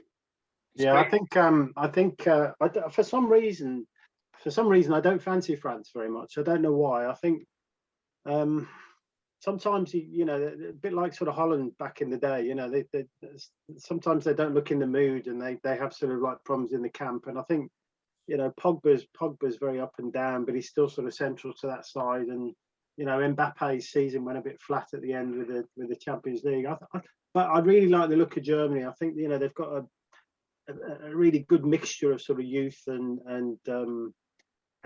sort of experience. And you can see somebody like sort of I mean, I know he's not an unknown, but somebody like Werner becoming really breaking through in a tournament like this. I mean, he just looked all the time at Chelsea like he was about to start scoring. He was doing everything else right, and you could see him, having a good tournament. And as you say, sort of, Havertz and Muller and Gnabry, they just look a nice side. And I think like Italy as well, they don't tend to go 2 or 3 tournaments without doing really well, do they? Germany and Italy, they'll have a flat period, but then they come bouncing back.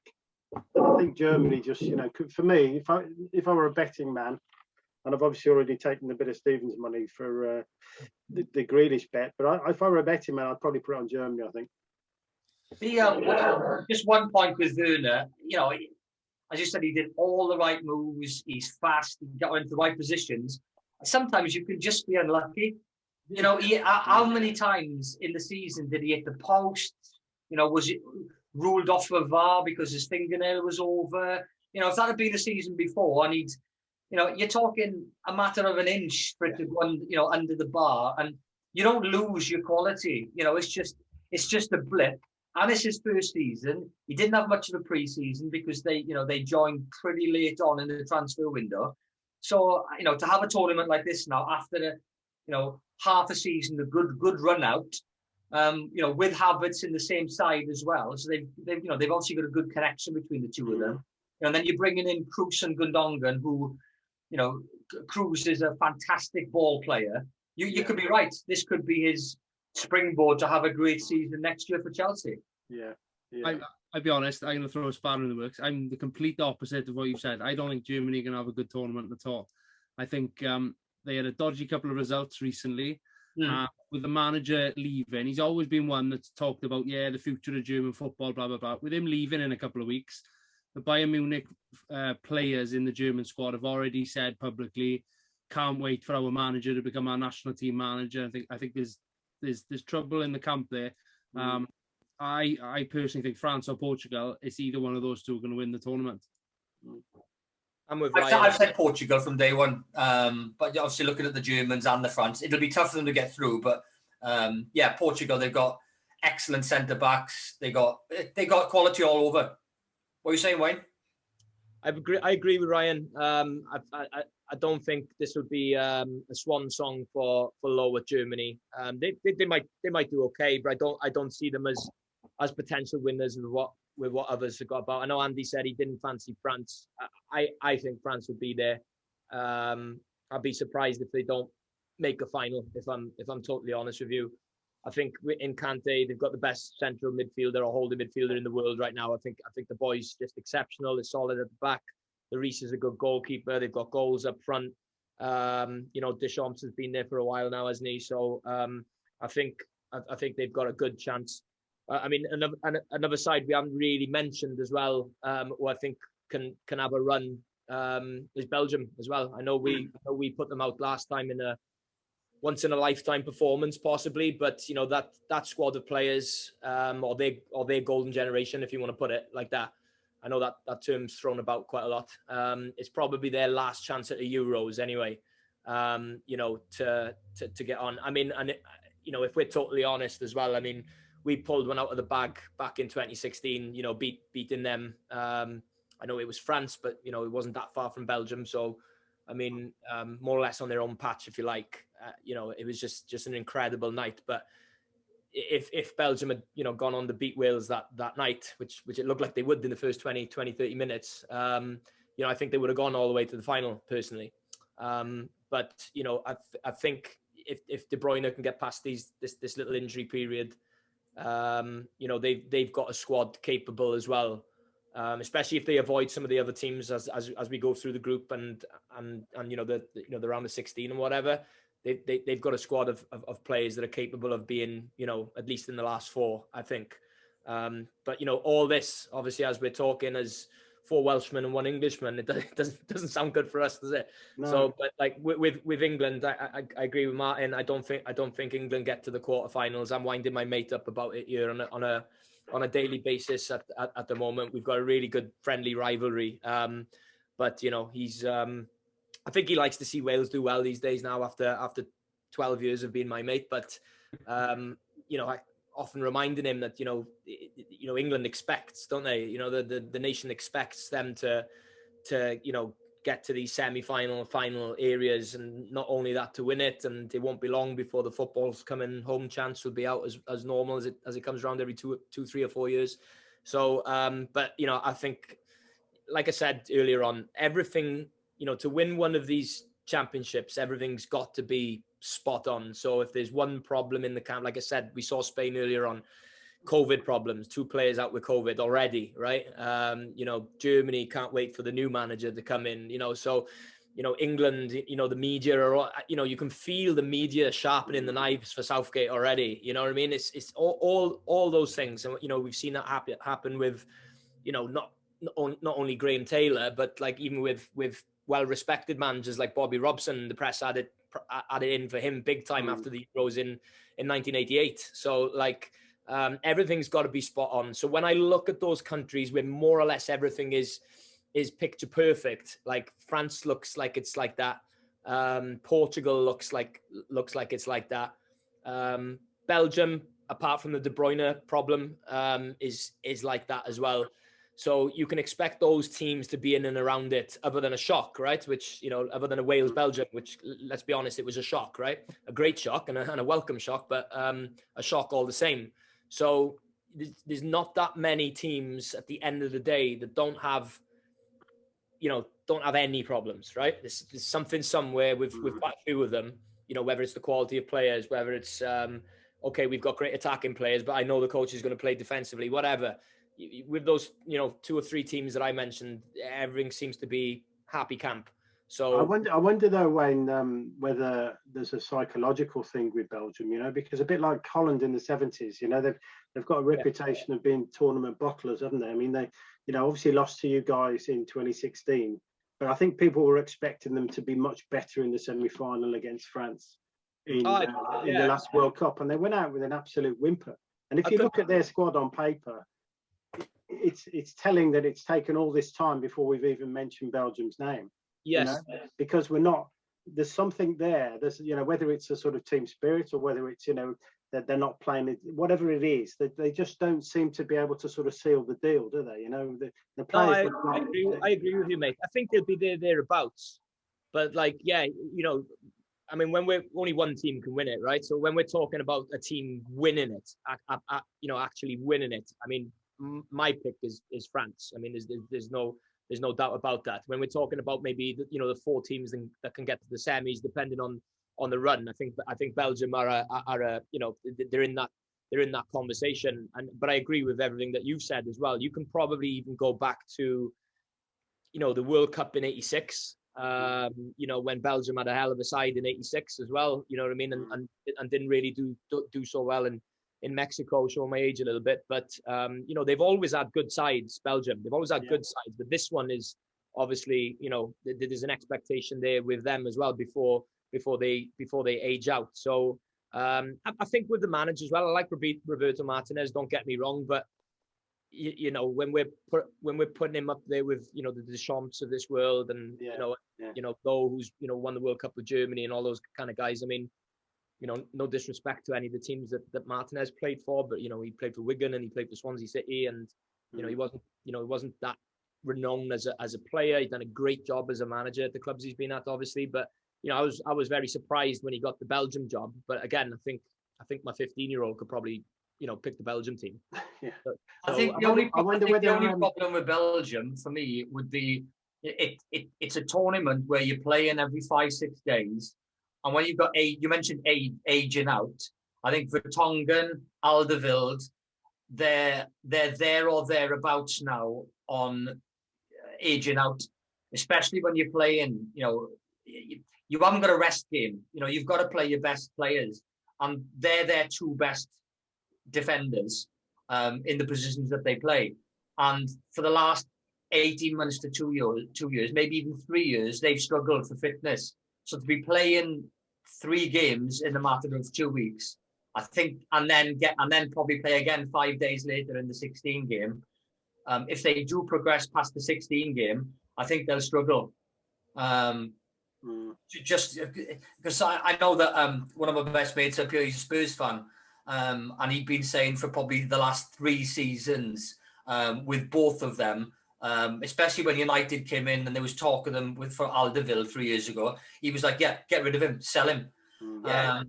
I mean, look, there's dark horses as well, right? I mean, we talked about Italy. Obviously, they're in the Welsh group. I mean, you know, nobody's questioning that Italy are going to win that group, you know. So, I mean, the Italians have had their golden periods as well. You know, I think the league in Italy has improved a little bit in the last, you know, 12, 24 months as well. So maybe that's good for Italian football because they're capable of winning World Cups and European Championships, you know, as we've seen in the past. You know, there might be a dark horse in there. You know, we haven't spoken about Holland at all. I mean, they're not the Holland of old, but you know, they've been to finals before. Like Andy said, definitely, you know, famous bottlers. Obviously, probably the best team never to win a World Cup, right? You know, Croatia got to the World Cup final. You know, you know, Spain we talked about and having 1 or 2 problems, but you know, Poland, I've got a striker in Lewandowski. You know, when you've got one player like that, you know, it only takes a run, you know, in a short space of time, in tournament play, right? And especially in the Euros as well. We've seen Denmark win it in '92. We saw Greece, you know, win this tournament. It's definitely a tournament where, yeah, okay, more often than not, the best, you know, will win it.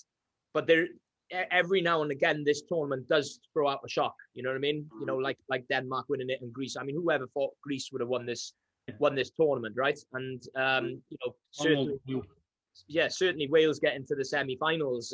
I mean, so it is that type of tournament. It's not like the World Cup. I mean, some people say this one is more difficult to win. I don't think I agree with the statement, to be honest with you.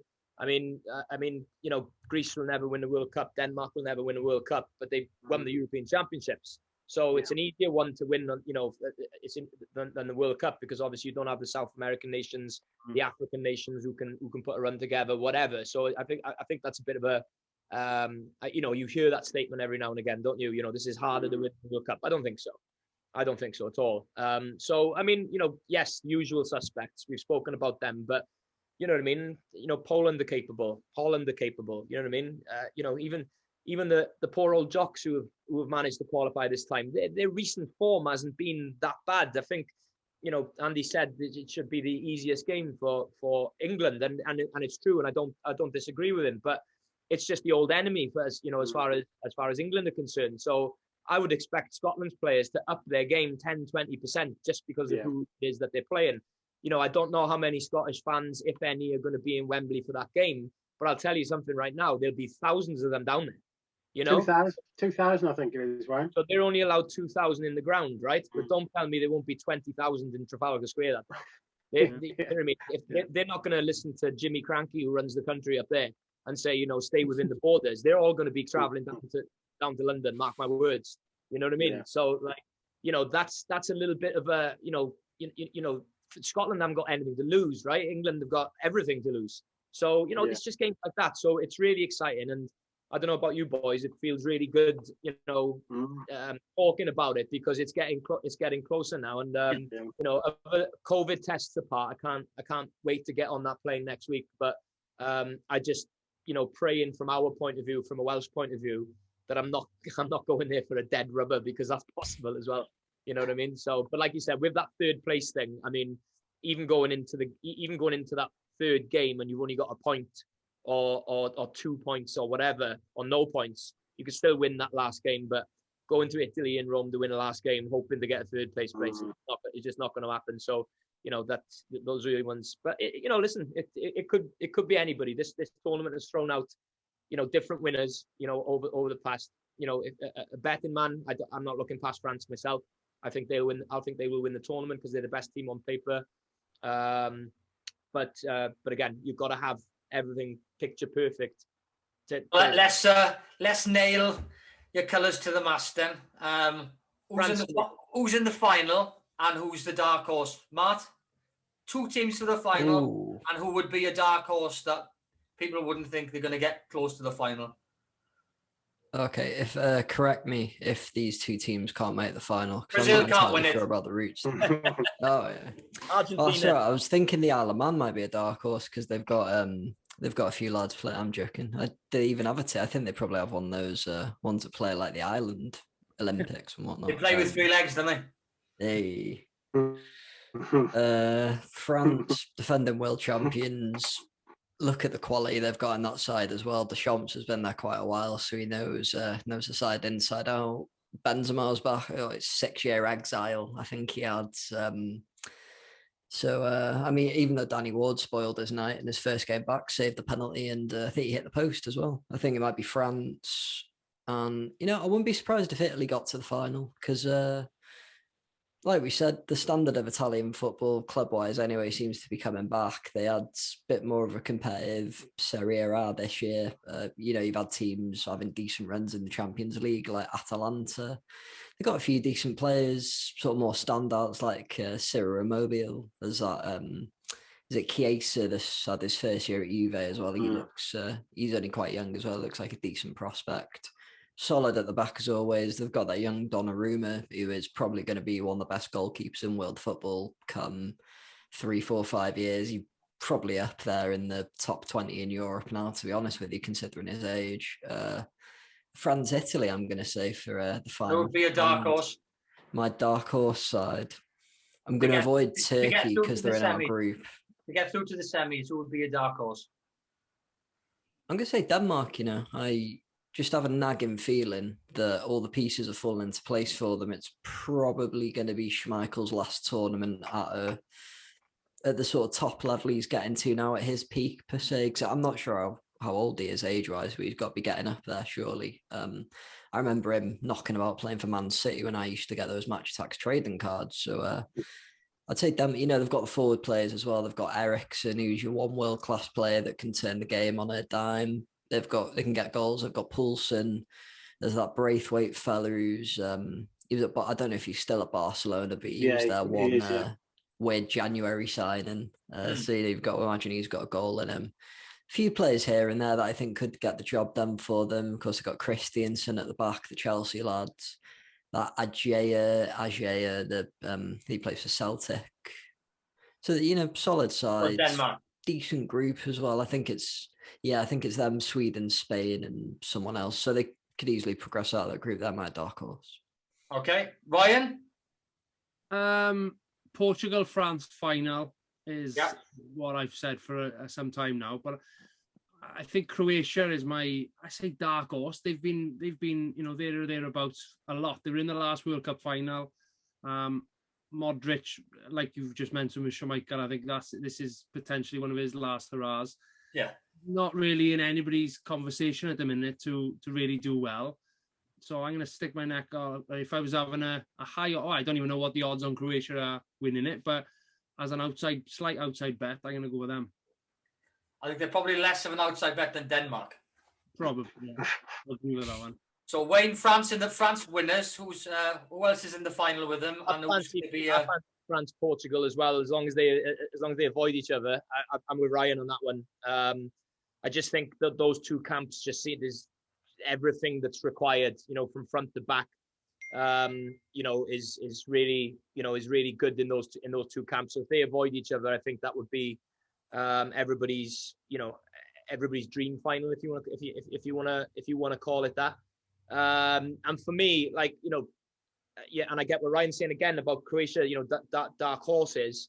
But they were in the World Cup final. And I'm looking at those teams. Again, usual suspects: the Hollands, the Spains, the Germanys, all them. So I don't really class them as dark horses because they've been there and done it before. So for me, it would be a nation like Poland, something like that. With a Lewandowski who's scored more goals than games played, right? So you've got a player like that. They've got a decent midfield and a back line as well, and they've just got that one world class player, right? So for me, having a look at Poland's group as well. I just think they've got Slovakia in their group, they've got Sweden in their group, right, and a Spain squad that's ravaged by COVID at this present moment in time. With the kickoff to the competition, less than what is it, 10 days away or whatever it is, less than that. So I think Poland, if they can have a good run of games, they're a dark horse for me. And well, because I think they're in an easy group and they'll be able to rest players. I think they'll have plenty of energy going into the knockout stages. I'm going for Hungary. What, to play North Macedonia in the final? Andy, I'll have a bet with him. You do realise this is the European Championships, not the Eurovision. Well, England may get the same number of points we get in the Eurovision, to be honest. But no, I think as long as they avoid each other in the knockout stages, I'd go for a Germany-Italy final and Germany to win. And in terms of the dark horse, I'd sort of go with Denmark as well. Although England, what we were talking about, no, not England, but what we were talking about, possibly Czech Republic. I mean, like as you say, they've got thinking about some of the players they've got, some of the flair players. But for me, Germany to win it, and Werner to be the breakout player of the tournament. So who did you go for your dark horse? Denmark. Czech Republic. All right. Okay. I'm definitely going Portugal. As I think we saying about last hurrahs, this could be Ronaldo's last hurrah. I'd be surprised if he's still there. There in 2 years' time for the World Cup. I won't. No. I suppose even though it's his, he'd probably be 39 by then, and they're going to they'll try and fit him in somewhere. But this could be his last big tournament as a goal-scoring striker. And with all the strength and depth that they've got there, with Diaz and Pepe in the centre, and just stars all over the pitch. And what Wayne mentioned just now about everything clicking at the right time with, there doesn't seem to be any trouble in the camp, no stories or anything coming from there. So I think I'd look at them. It's tough to say who they're going to play in the final because it's hard to work out all the different scenarios with the other groups, but I'd probably go France as well, Portugal, France, with Portugal to win it. Dark horse. The other one to throw in the mix would be Belgium, because it looks like they've got an easy group, like what Anne just said about they could rest players potentially, and with De Bruyne, Lukaku, they've got stars all over the pitch as well. But dark horse, I'd probably look at the Netherlands, because they haven't got a great side on paper, but on paper they've got an easy-ish group with North Macedonia, Austria, and Ukraine. I think that's pretty. If they don't get through that unscathed, I think they'll be disappointed. And it's all about momentum in a tournament like that. And I think if they're not meeting, they could end up meeting somebody like Russia in the last 16. If it falls right for them, and all of a sudden they're in the last 8 and it's anybody's tournament. So I'd go Holland as it's not really a dark horse, but because they haven't been anywhere in the last 10 years, I'd put them in that category. Because they don't have a named player like, as you said, Lewandowski or a Lukaku up front. So that would be my pick. So I look forward to having that beer off you next weekend when Grealish scores 2 in his first game and next week. So I'll see you. I'll see you in Barnet. I'll have. If Grealish scores 2 goals and England win, I'll buy you beers all weekend, mate. Oh, fantastic! That's a good bet. I hopefully see you on Saturday, right? If you're going to pop over for a beer, if you're able to pop over, I say I'll be there from 2:30 onwards, watching the cricket. Have a good flight, Wayne. When you go over on the, when are you traveling? On 18th, 19th, or? I fly from New York on the 17th, arrive in Rome in the morning on the 18th. So I'll have all day Friday and Saturday in Rome, and then the game is on the Sunday evening, and then I'll be back in New York of the Monday afternoon. So it's actually a longer trip than I usually do. Usually I'm in and out, aren't I? So I'll have 2 full days there. I've been to the stadium before. I actually went there with Leeds in 99 or 2000 UEFA Cup. Leeds played Roma, and from what I can see, the pictures wise, it hasn't changed a lot at all. It's actually a bit rough down there, to be honest. But last time I was with 7,000 Leeds fans. This time I'm going to be on my own. So I'm just looking forward. I'm hoping I'm going to see somebody else in a red shirt. That's all I'm going to see, because it's definitely bittersweet. I'm glad I'm going to be there, because I never would have forgiven myself if I hadn't gotten to at least one of the games. Baku from here was just an impossibility. It was just not. Believe me, I looked into it. So but it was an impossibility. So at least I get to this one. I just hope, for everybody else, the COVID thing calms down so that you guys can, if we get to a second round game at Wembley or Amsterdam or something like that, you guys can get to. But yeah, I'll be flying next Thursday, mate. I'll be in Rome by Friday, and all being well, I don't catch COVID. Yeah. Well, have a good one. Have a good flight. Hopefully see you Saturday, Ryan. I'll see you the following Saturday. And good to talk to you all. You've been listening to Randolph and Martin's Sports Talk on Sportanarium, and we'll see you all next Friday. Thanks for coming on.